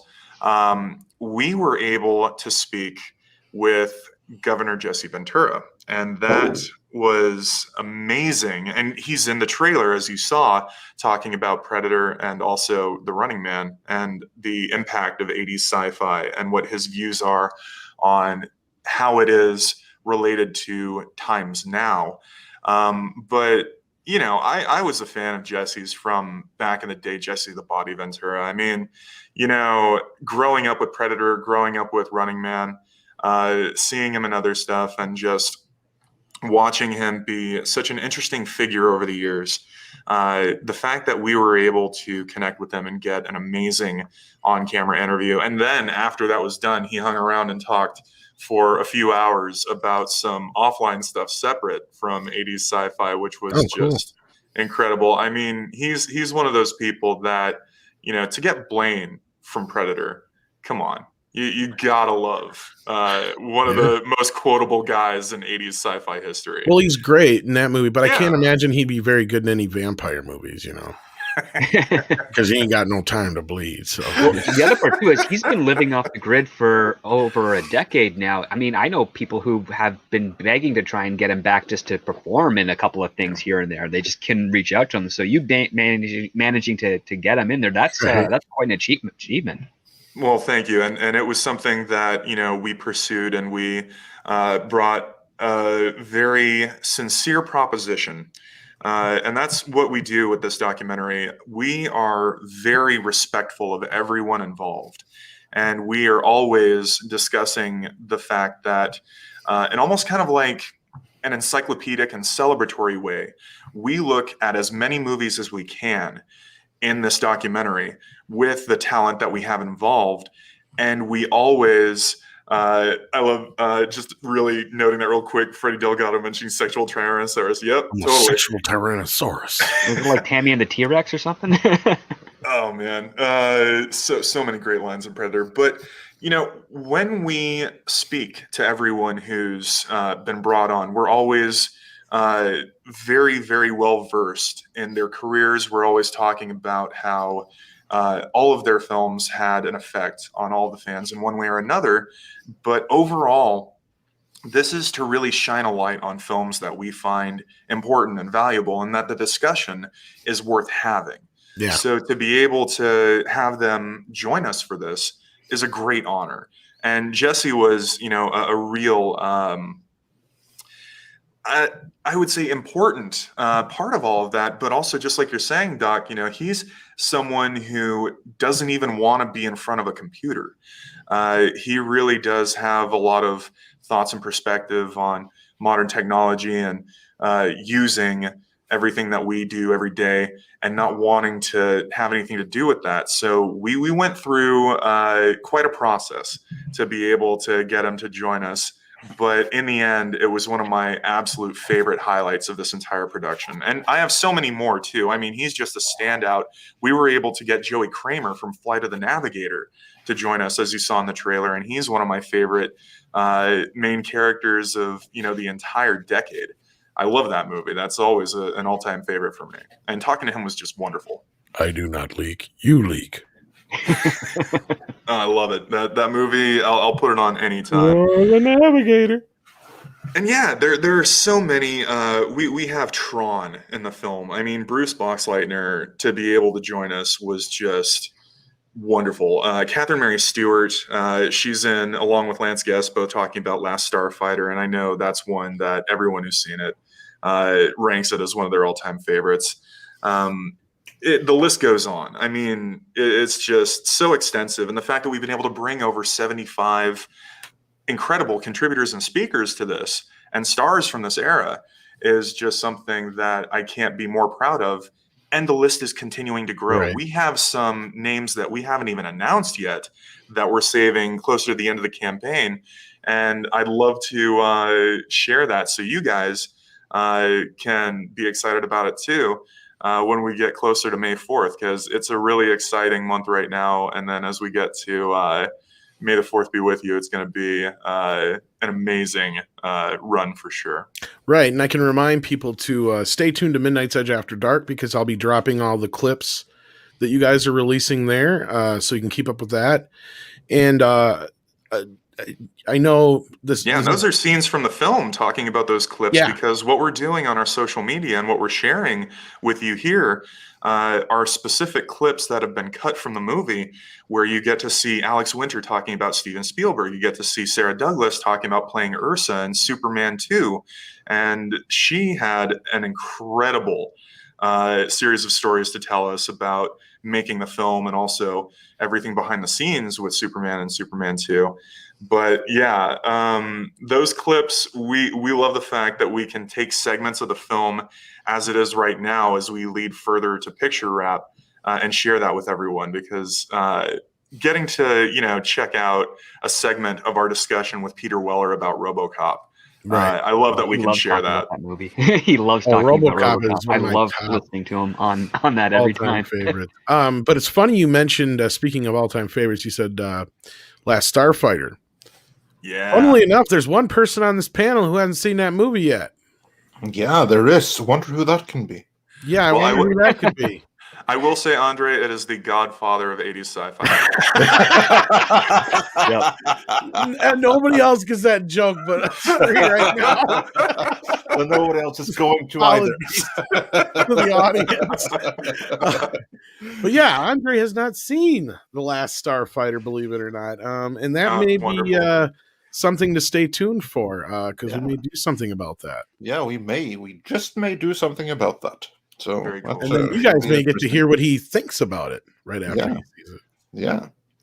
Well, I'd love to get your impression because it's one of those films that not only was important to the generation of kids and fans at that time, but it was also one of those movies that had incredible legs through the decades on cable TV. And for me, I just remember watching it on HBO all the time in the middle of the day, among so many other great 80s sci-fi films.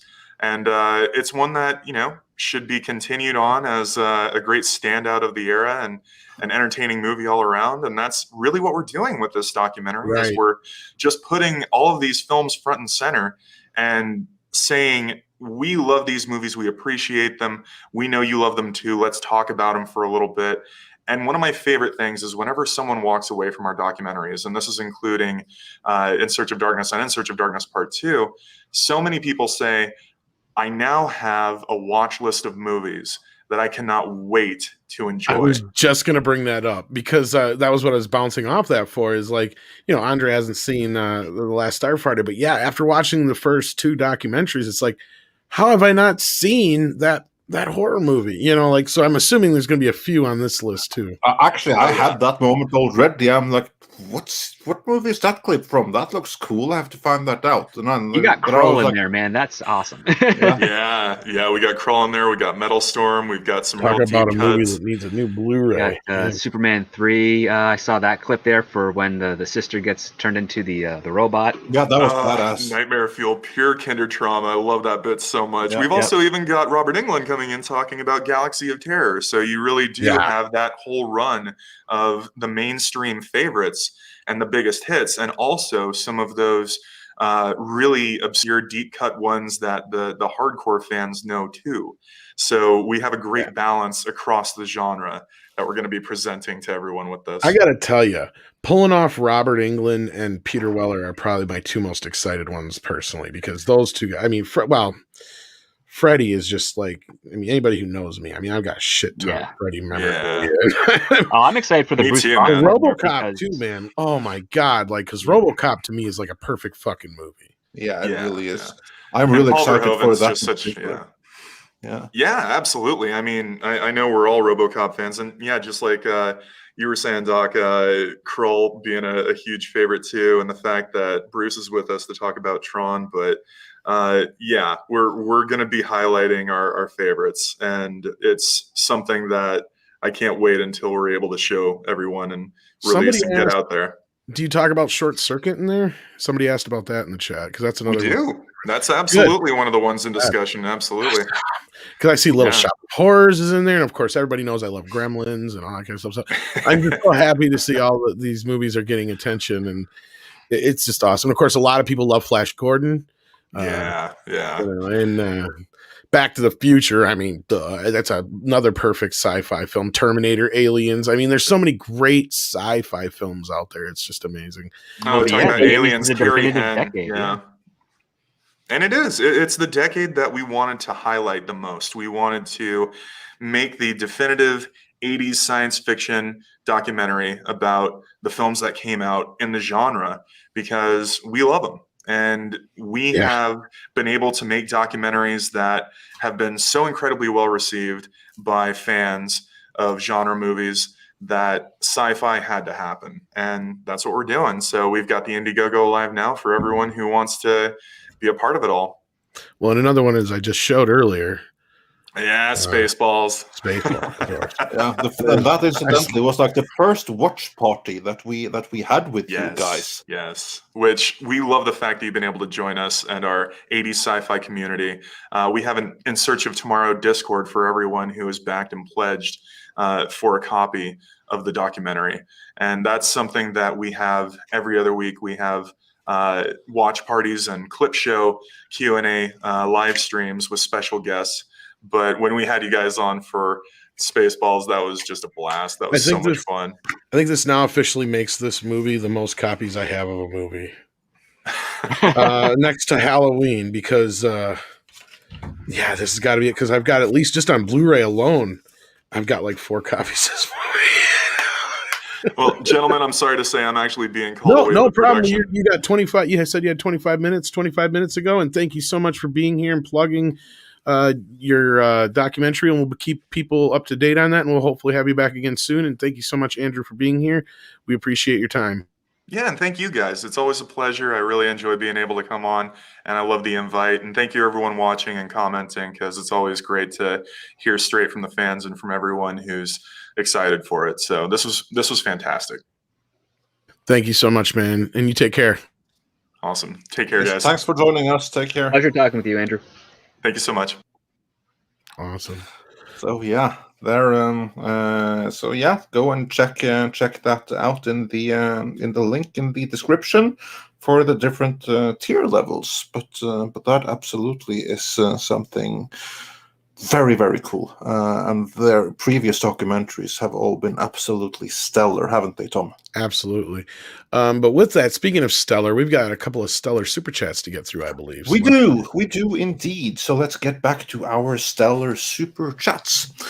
The ones that we haven't gone through yet are from, let's see, just make sure I don't miss anyone. House Atreides said for $10, "Hail guys, I remember watching the original Star Wars in '77. Don't remember a scene in the cantina where the waitress poured a mug of beer on top of an alien's head. Never saw this scene again. VHS."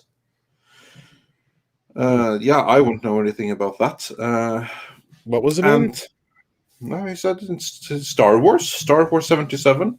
I'll have to watch 4K 77. I'll have to check that out. Yeah. Thanks for the heads up.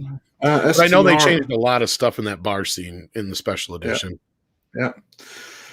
And then STR Red Wolf said, "I backed In Search of the Future earlier this stream, and I think I need to up my pledge. Well worth it." Well, glad to have connected you with something you liked. And then John Willis said, "Yeah, we got that one." And then Meredith G said, in relation to the earlier question, "Any questions related to Snyderverse should relate to potential value for the company and return for the investor." Yes, exactly. This is what I said before. So if you ask a question to AT&T as an investor, you have to frame it the right way, because otherwise they'll weasel out of it. Eric K says, "So from what I gather, Tom's secret favorite movie is Toy Story 4. See what you did, reverse psychology."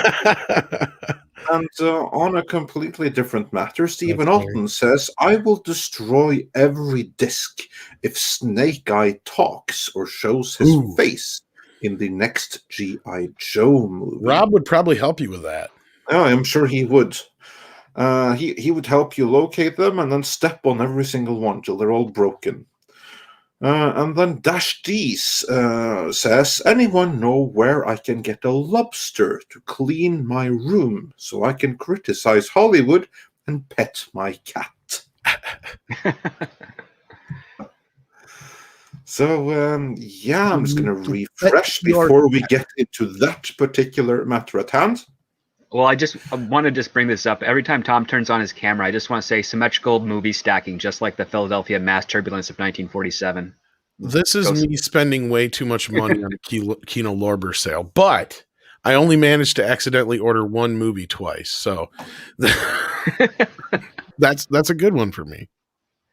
That is good, but that is a quite impressive stack you have just there. Some classics here, though. I'll show you guys after the show real quick. I mean, I've got some good ones here. Some I know Andre will really be into. Show me. I already got the pink. Well, I got the Pink Panther movies already. Oh, nice. Which ones? I already got, but now I got the actual animated. The anime.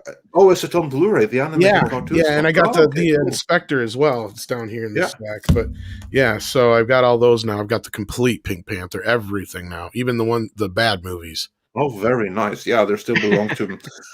Until we get to the point where we actually can go and destroy every single copy in existence of the bad ones. It's better to have a copy of them. Well, Clouseau, that Inspector Clouseau, and what was the one? Not the junior one, because the Son of the Pink Panther ain't so bad. Which is that ain't bad. No, you're talking about the one that's Curse. The Curse. Okay, Curse. Yeah, that was a real the Curse. Yeah, okay. Yeah. That was so embarrassing. They barely released it on DVD. Yeah, I've got that one, but yeah, I have never seen it yet. Yeah, there's no need to. Really, I just want to see how bad it is. I saw it on TV, and I remember turning it off. I think like I may have seen it on cable back in the day, but I think it was Son of the Pink Panther is what I saw. Yeah, and that one again wasn't half bad. The problem was that it became so bad because it was like desperate cash grab number 3.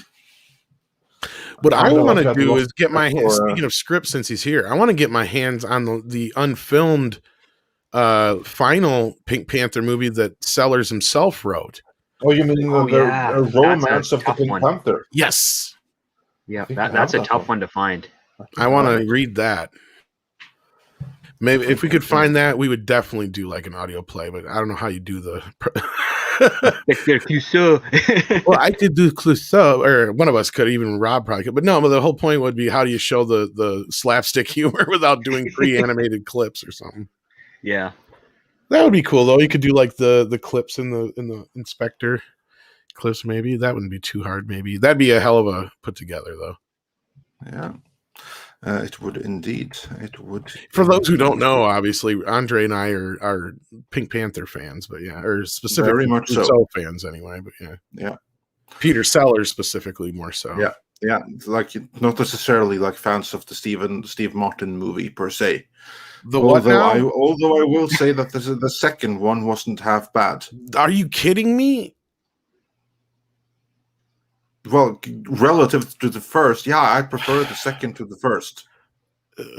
Again, I prefer neither, but like of the two, then that's it's funny you mention that, because Pink Panther 2 is one of the first woke movies. It's in there. Now, hold on. With the Peter Sellers one, I'm trying to remember. Was that Romance of the Pink Panther? The one that he died during production of, yeah, that was Romance of the Pink Panther. Well, it never even got to production. He wrote it though. Yeah, because I actually have that. Actually, I have Peter Sellers and Jim Maloney. awesome. Send that to me, because he died like 8 days after he finished writing that. Yeah, I think that might be the one. Yeah, I'll send it to you guys right now. Yeah. No, I think I have it too, actually. Well, you should have said that, Andre. Jesus. Yeah. I haven't read it, but I think I have it. I think. No, but the second Pink Panther one is the one where Clouseau keeps making all the like racist jokes throughout the whole movie, and the whole exactly, and it's called into HR. That's yeah.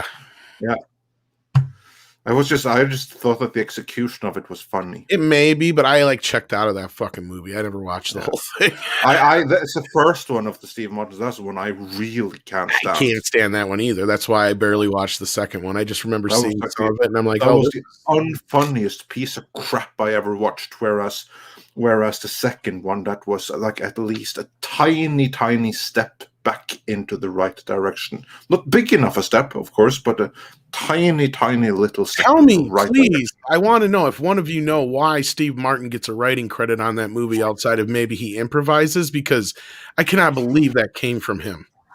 Yeah, that's. I wish I could give you 100%. Maybe he came up with part of the plot or something of that nature. I don't know. I would love to ask him one day if I could ever get a chance to meet him. I love. Speaking of woke, do you know who was? I believe, was it Chris Rock who was attached to it at one point? At one point, they were going to race band Inspector Clouseau. That sounds about right. I think I remember hearing something like that. I almost would have rather watched that than what we got, because Steve Martin is way too good for that. I mean, I'll still hold up Bowfinger as one of the greatest comedies of all time that never got an Oscar nomination. Oh my God, it's not just a brilliant comedy, but it's also a brilliant insight into Hollywood. And The Jerk as well. I mean, there's just a few Steve Martin comedies to me that are in that top comedies of all time list. And also, it's a movie that dare take on Scientology in a period when no one else. Well, that's the thing, and his better films are the ones he writes usually too, and that's where I cannot believe he gets a writing credit on that movie, and it's got to be. Yeah, see, Mike Cat says Steve Martin wrote it. That's got to be it. I hope that's all it is, and even those jokes suck. I mean, the hamburger joke is probably the best one in the bunch, and that's just cringe. The Deer There's Burger, not one single funny joke in that entire movie. I think that's a movie that I think that's one of the few comedies I saw where I didn't even chuckle once. And yeah, I adore Planes, Trains, and Automobiles, but I meant ones that he's written. He didn't write that. John Hughes did, but still, like, yeah, no, like, he's a genius, and that's where I cannot understand where he thought this was a good move at all. Oh, I guess he just. You know who else almost played the part? But speaking of Cat in the Hat, and the Cat in the Hat was the reason why he didn't get the part. Mike Myers, of course. Yeah, I remember. Yeah. I almost think that would have been a better version almost. No, I can't. It was going to be a disaster no matter what. No, but here's the thing is I didn't have a problem with them remaking it because let's be real. The Pink Panther is one of those series that kind of went way far beyond what it meant to be. And if you can find somebody who could come in and because I mean, like, what's his face who played him in Son of the Pink Panther? The kind of played Roberto Bernini. Yeah, yeah, see, exactly. Like, if you can get somebody like that, who because they even wanted what's his face who died from the Younglings to originally play that part. Who played Drop Dead Fred? What's his name? Oh crap! I know who you're talking about. Yeah, he was also up for that role too. And that's the thing is if you can get the right guy in there to kind of play that, it would be genius. And I'm not saying Mike Myers is a fucking genius, but he's somebody who could play a lot better into the whole disguises kind of thing that Clouseau did, as opposed to Steve Martin. When you see Steve Martin, he's Steve Martin. Yeah. He can't do that kind of a character role. I mean, he does his characters, but beyond the jerk and certain other things, he's not an Eddie Murphy or a guy who can dig into like multiple kind of role thing like that. Oh God, and that's I just remembered that one of the most cringe scenes I have ever seen in my life, and that's from that movie when they come to America, and he gets to like the crosswalk, and he like imitates like the Green Man walking inside of like the light things changing, and he walks kind of like that with like his arm really almost Gestapo like yeah. It was like the most cringe thing I've seen in my life, as if France is some kind of third world where they don't have hamburgers and where they don't have like zebra crossings, but like green and I just think it's so cringe. It didn't fit his type of humor is my point. And what happened to Steve Martin Bryant? He's kind of just been doing a lot of one-man shows and music. He does a live show with Martin Short. Yeah, he does all kinds of like that kind of stuff more so now than anything else. He's been kind of they tried canceling him like a year ago, didn't they? For saying something. I can't remember what it was, but yeah, it was like a year ago. I remember I don't even know. It didn't work. It wasn't anything bad. Yeah. No, it wasn't actually. I think it was with regard. They tried canceling with regards to his address to the Me Too movement. Yeah, it was something or other he said, and he wasn't sufficiently supportive of it. He said Barry made a joke about I can't remember which, but something like that. No, he made a joke about like kissing someone, I think, and then someone tried to do something, and then the person who received the joke was like, "I got what the joke was." Yeah, typical. Sounds about right. Anyway, do we have any more super chats, Andre? Yeah, we do. Give me 1 second to refresh here. Spider Unlimited says, I really hope they highlight Outland with Sir Sean, a true underrated classic. Stephen Otten says, the Buckaroo Banzai sequel book comes out in August. Oh, yeah? I already have it on order. Oh, nice. Michael D. Falls says, The Last Starfighter is my favorite sci-fi movie. Growing up as a teen in the 80s, you become Starfighter from a video game by hitting the high score. And let's see, I'm going to refresh one more time, see if we have any more than that. Well, we were talking something completely different about Steve Martin, which we we're fully caught up then, it would appear. Yeah. So the final news of today then, which we touched on a little bit earlier, is Red Skull. Well, there's a little bit talking about people should cuddle kitties that they see in the street. Well, really what it boils down to is who was the comic book artist? Somebody please, the comic book writer or artist, whoever it was. The writer is Ta-Nehisi Coates. It was Ta-Nehisi Coates, that's right. Yeah, who basically was trying to draw parallels between Jordan Peterson and Red Skull. Yeah, not just that, but like the whole thing is like, oh, this like what he says, it appeals to like misguided young men, but they don't know what they're doing, and soon they get sucked up in a cult, which to me is like perfect projection right there, because there you have a cultist, which is what he is. That then is trying to project to everyone. For some context on who Jordan Peterson really is, for those who may not know, is he not a therapist? Isn't that what he is? I can tell you what he is because he lives about 30 minutes from me. I haven't met him in quite some time, but he is a clinical psychologist. Thank you. A Harvard and University of Toronto professor who teaches archetypes, history, religious archetypes through religious texts and whatnot, and has also worked with a lot of government agencies and stuff on evaluations and things of that nature for like programs, social programs, and all that type of stuff. And he, for many years, publicly, he was not a very accessible person. Like when he spoke in such a high vocabulary and lexicon that not many people were able to understand what he said right away. They had to like transcribe it, read it, and then get it. But in recent years, he gained a little bit of popularity because in Canada there's a controversial bill called the Bill C-16, which compels people within the government and to a degree extending out into the private life to say or use specific words with regards to speech, which is something that a lot of Canada does not agree with. We don't like compelled speech.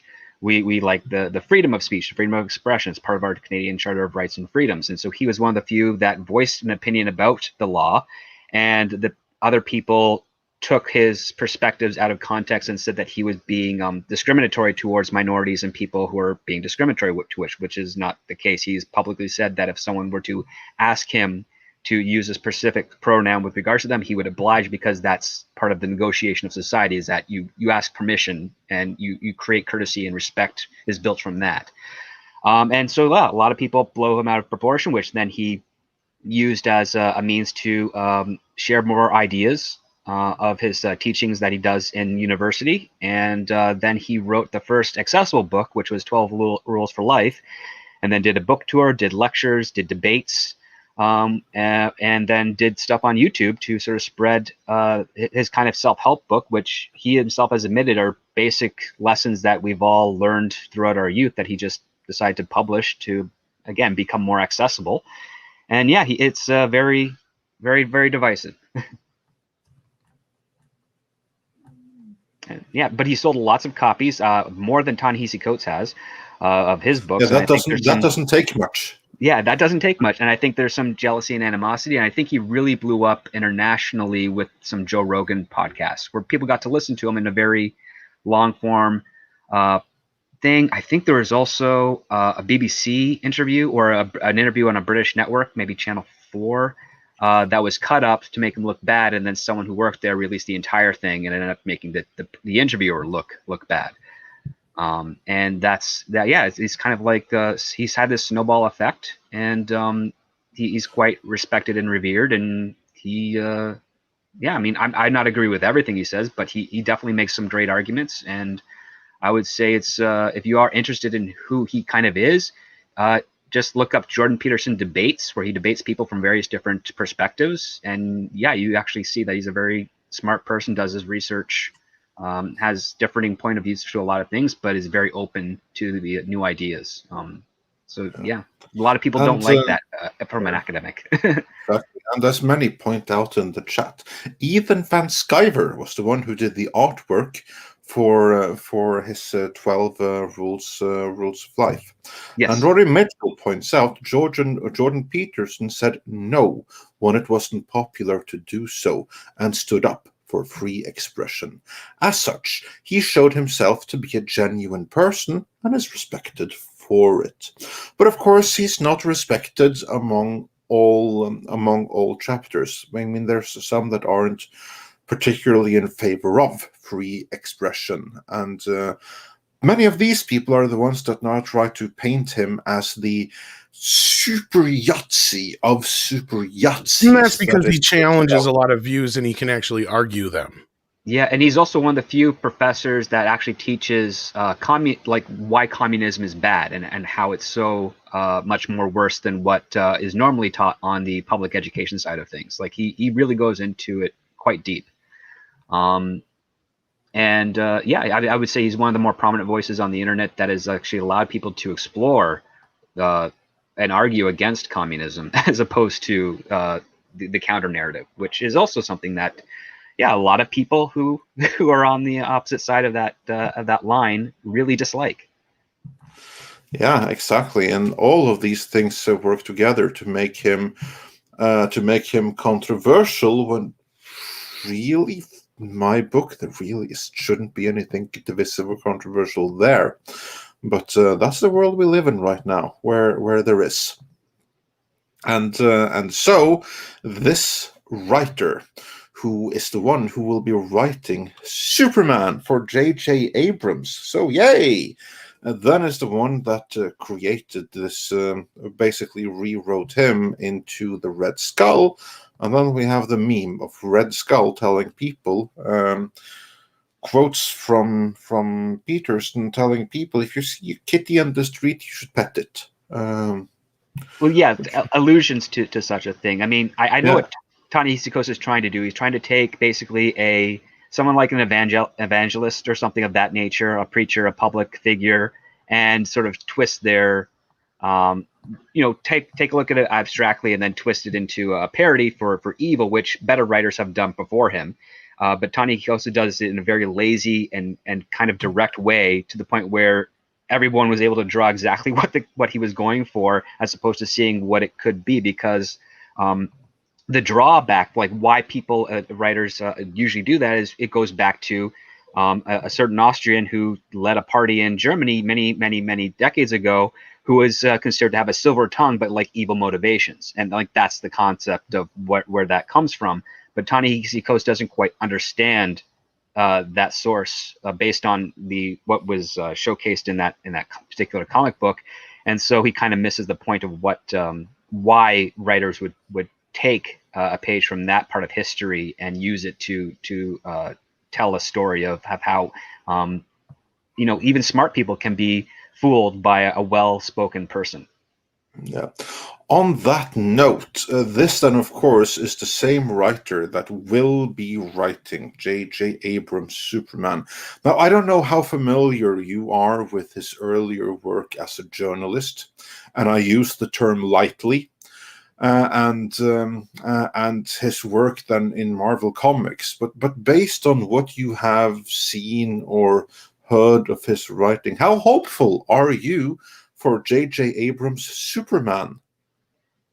Well, I'll tell you this. From what I know of Ta-Nehisi Coates, which is more of a casual education, because you come across my world every once in a while, and you remember the name because it's a cool name. I'm not going to lie, it's a cool name. But I don't remember. What I remember most is that he, like J.J. Abrams, tries to copy other people's styles and use them as his own, which is, I think, why he and probably JJ get along, if that's the case. Ta-Nehisi Coates has a lot of reverence for other Black writers of either poetry or history or fiction, and he tries to copy their styles and use it as his own to a degree. I don't think he does it entirely well. I don't think he has his own unique voice in his written work compared to how he speaks publicly. And I think that's probably an issue on that side of things. And we've also seen in just this current example that he doesn't quite understand how to do the research of the property he has to shepherd. So I'm very concerned as to what ideas JJ wants to do and what Ta-Nehisi Coates would bring to that conversation for a Superman film. Whether he does either a Clark Kent version or a Calvin Ellis version. That's a Calvin Ellis version. Yeah, if he does a Calvin Ellis version, I mean, I would really like to see a great Calvin Ellis Superman story. I mean, generally, I'm always curious about that type of any type of interpretation of a Superman thing that is not like a Clark Kent related thing, because I think Clark Kent and that type thing has a specific mold to it that you have to stick to, which is why I have my issues with the Man of Steel and that current iteration of Superman. But for Calvin Ellis, I remember a couple of issues in the comic book. I know he's supposed to be a direct homage to Barack Obama. So I mean, I just don't know at this point. It's just I have my concerns. I have my concerns, especially if it's going to have a very direct, front-loaded political perspective to it, which is just looking likely, isn't it? I would, yeah. I mean, unless otherwise stated, where they said, yeah, we got a great, compelling story of Calvin Ellis learning how to, be Superman and all that stuff. And other than that, I have very doubts. I mean, JJ is not a great. Like, I'm more worried about JJ on this than I am Ta-Nehisi Coates personally. Yeah, no, because he's just a writer. Yeah, and he can do a draft, and then they can reject him. Whereas if JJ actually ends up directing it, he may just produce it. So we'll see how that works out. But yeah, if they don't agree with his take, then they'll simply go another direction. Simple as that. And then Camilo Villegas says for $10, Jordan Peterson is a realist. The reason SJWs and the radical left hates him is because he listens carefully, analyzes their argument, breaks it down, and shows how absurd their positions is. Yep. And I think that's right. And about sums it up. I obviously don't know nearly as much about him as Script did, and I'm glad you knew that much. And it was a great, eloquent explanation of who the man is, because I've seen him. First time I saw him, believe it or not, was on Real Time with Bill Maher. And he kind of blew me away on there. So I saw some of his other stuff, and that's how I became familiar with him. And then all of a sudden, I didn't even know at this point, outside of the whole thing with the canceling of his at some college or some shit like that, is the whole reason he was on, I believe, in the first place. So it was like, that was like the first I'd heard about him. And then just hearing what he was talking about, I was like, yeah, I can see why they're going after this guy, because he makes sense. And going off that's like, these are the same people that are trying to cancel Sylvester Stallone right now just because of where he plays golf. I mean, for fuck's sake. I mean, what kind of world is this anymore? I mean, it's just... No, I mean, the thing is, like, for Sylvester Stallone, it's a non-issue. Really. I mean, they try to make issues out of non-issues. That's where it comes down to. Exactly. I mean, to a lesser degree, I would say, okay, J.J. Abrams making another Superman, that's kind of a non-issue. But the other part, too, is like, it's also kind of a representative of someone trying to force a change of narrative. And that's what really annoys me on that part, not just with our pop culture, but with our literature that isn't part of popular culture, but just part of culture itself. It's rewarding propaganda on top of incompetence. Because again, like, if they really believed and committed to the ideas that they had, they would make it so subtle and so difficult to detect that no one would realize it's happening. But they're lazy and they're incompetent. They did that it's for kind a of while, like straightforward. Yeah. They did that for a while before they got to the point where they could be as overt as they are now and get away with it. That didn't happen overnight. It was a gradual process to get to the point where we are right now, where you can say outlander statements that would have destroyed anyone saying them.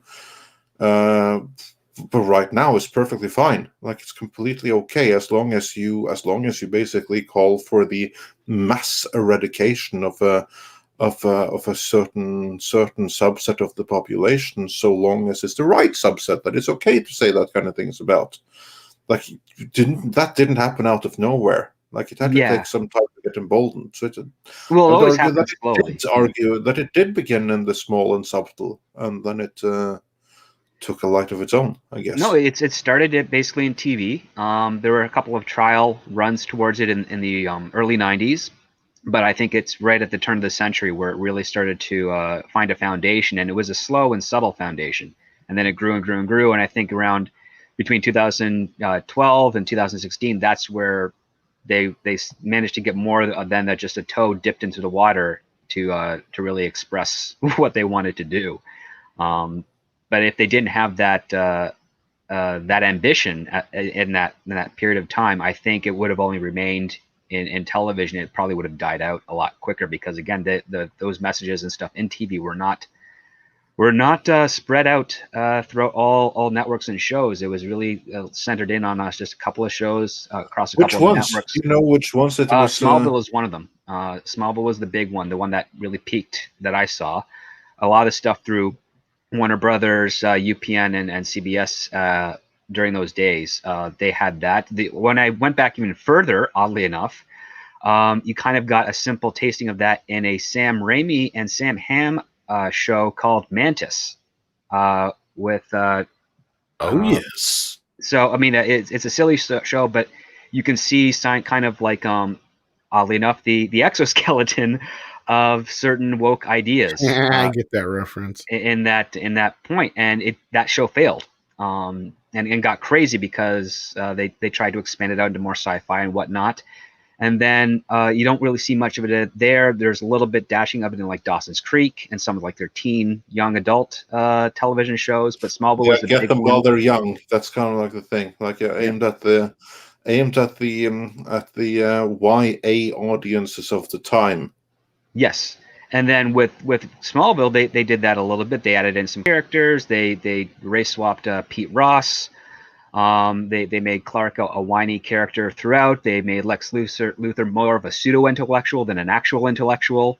It was the parents and John Glover who were the better actors and to the point had better written parts going on. But what ended up keeping that show alive was when Warner Brothers realized that they could package that with other shows and sell it internationally for much more than what it's worth. And because some of those narratives were going to countries that liked those types of approaches, such as China, they were able to get 10 years out of a show that normally would have been canceled by 4, based on that. And in the old school market of like the 90s and prior to the internet age. And yeah, that's kind of like the ground zero point as far as I've been able to find. If anyone can find of other examples and whatnot, my DMs are open. You're more than welcome to send them my way. But yeah, I would say 2001, 2002-ish is basically your revitalization starting point of injecting what we now know as woke ideas, as opposed to basically respectable ideas, which is what it was trying to be earlier, like not caring about the color of a person's skin or their political ideology, so long as it doesn't do harm to others, that type of stuff. That was far more agreeable. But now it's I've drawn a line in the sand, so you're either with us or you've got to be canceled type of stuff. And that built on top of some of the mentality and productions of the early 2000s to now. Well, there you go. That was a great history of wokeness right there. Which is a very scary and sobering story, but that's kind of how it was. I want to go and check if we have any more super chats to go through. I don't think we have. I think we are fully caught up. Tom, was there anything else? There was something real quick. And again, this is kind of not a big news story because we kind of figured. Due to the success of Godzilla vs. Kong, it is no real surprise that Paramount has pushed their slate back a little bit. And I believe that's more so to do with they're just hoping that, more theaters will be open later on. And there was a big news story that came out about that I sent you, Andre, that had to do with basically they couldn't afford to lose money on the Top Gun 2. So that's why they pushed this all back. They have a feeling that maybe theaters will be open by then, I think. Yeah, there's every reason to think that. So yeah, it'll be interesting to see how that plays out. Top Gun 2 is a movie that I think has the potential to be pretty big. I mean, it even made me want to see it. And you know what? I haven't seen the original. I've seen the parody in Hot Shot Part 2. Then you've seen it. Okay, yeah. The first movie is basically sorry, it's the first one, isn't it? Yeah. The first movie is basically Top Gun. No, because I prefer Part 2. That's a much better movie to me. Part 2 is the better movie, yes. Yeah. Oh yeah, that's where he tries to staple the wings together, right? That was a funny one. And I'll tell you this much: Part 2 is more of a parody of Rambo 3. If that tells you anything, Andre, which movie of course I know. I've seen. I would argue that it's more a parody of First Blood Part 2 with bits of 2 and 3, yeah. 2 and 3, So, like, a little okay. bit of Apocalypse Now, and I loved you in Wall Street reference. That was funny. Well, right. Well, the whole thing is like the first movie is a parody of Top Gun. The second movie is a parody of the Rambo films. Let's put it that way. At least the last two, anyway. Yeah. But yeah, that's why you probably enjoyed the second one better. And I'm gonna tell you right now, you probably won't enjoy Top Gun all that much. I know, I probably won't. Yeah. But the second one still looks interesting, though. I will admit that. Good point. Yes, it looks more interesting because I'm not a fan of the first movie. I actually am one of those in the debate. I'll jump on the Iron Eagle's more entertaining. Yeah, I look forward to. I'm waiting for that Blu-ray to arrive, so I'm looking forward to being able to enjoy that one. Also, on that note, there was another movie that was parodied in one of them. I think it might have been the second one. Which one was like the name of that movie with Kevin Costner, the spy thing, the one where they're looking for Yuri? Which one was that again? And which of the two Hot Shots movies is that parodied in? That's, by the way, one of Costner's better movie, if you ask me. I don't think I've seen that Costner movie. Maybe I have. You haven't? I'm trying to remember the one where he's after Yuri. Yeah, the one where they are after Yuri in the Pentagon. No Way Out. Is that it? Yeah, I've never seen that. I can't. Everybody's saying No Way Out, so No Way Out. Never seen it. I think that's what it was called. Just give me 1 second and I'll find it here. Because that's a really, really cool movie. I don't think I've ever seen it. I think No Way Out is part 2. Or like I think they parodied it. Yeah, I think they parodied it in part 2. I do think so. I'm just looking for the name of the movie. See. Yeah, No Way Out. Yeah, that's the one. No Way Out. That was the title of it. Because 99% of the jokes in the first movie are from Top Gun. Yeah. Because I don't remember if the parody of that was like in the first or the second. I think it was in the second one that it might have been. But anyway, yeah, if you haven't seen No Way Out, that's also like a cool movie to possibly do like in a later show where we go through movies that we haven't seen, because this is a really good movie. Well, we'll have to check into that. But yeah, that's basically the news right now, other than Sylvester Stallone facing the cancel Twitter mob. And for those who were wondering, I think they already kind of covered it in the chat. But yeah, well, what's going on is he's a member of the Mar-a-Lago Golf Club. So like everybody on that side's losing their fucking mind going, he needs to be canceled. Like, God forbid he actually golfs somewhere that's like a half hour away from his house, I guess. That's Yeah, no, because like there's someone that needs to be completely removed from the face of the earth, and anything to remind of the trauma that everyone went through. Sylvester Stallone ain't hurt nobody. Yeah. Come on. Nope. No. And not unless you could talk like thugs in movies, then he's hurt quite a few. But yeah. I mean, he's got to be like one of them. I mean, I've never met him, but I've never heard a bad story about him. Like, even the worst stories I've heard about him are understandable. He's kind of a dick or something like that, but that's like as bad as it gets. Yeah, and even in those stories, like I'm saying, like I can understand. Like the most famous story I can remember is he wanted to kick the shit out of Eddie Murphy, but that was because he thought Eddie Murphy slept with his wife at the time, which was Brigitte Nielsen, sorry. And she probably did. That? Yeah, and she probably tried, and I think that was the story. She tried, and Eddie turned her down, and she got pissed. Because that's the thing most people don't realize. As much as Eddie talked about it back in the day, he was really worried about catching any kind of diseases or getting anybody knocked up before he got married. So he very rarely slept with like a shit ton of women. like the whole persona he had. And Stallone was obsessed over Brigitte Nielsen.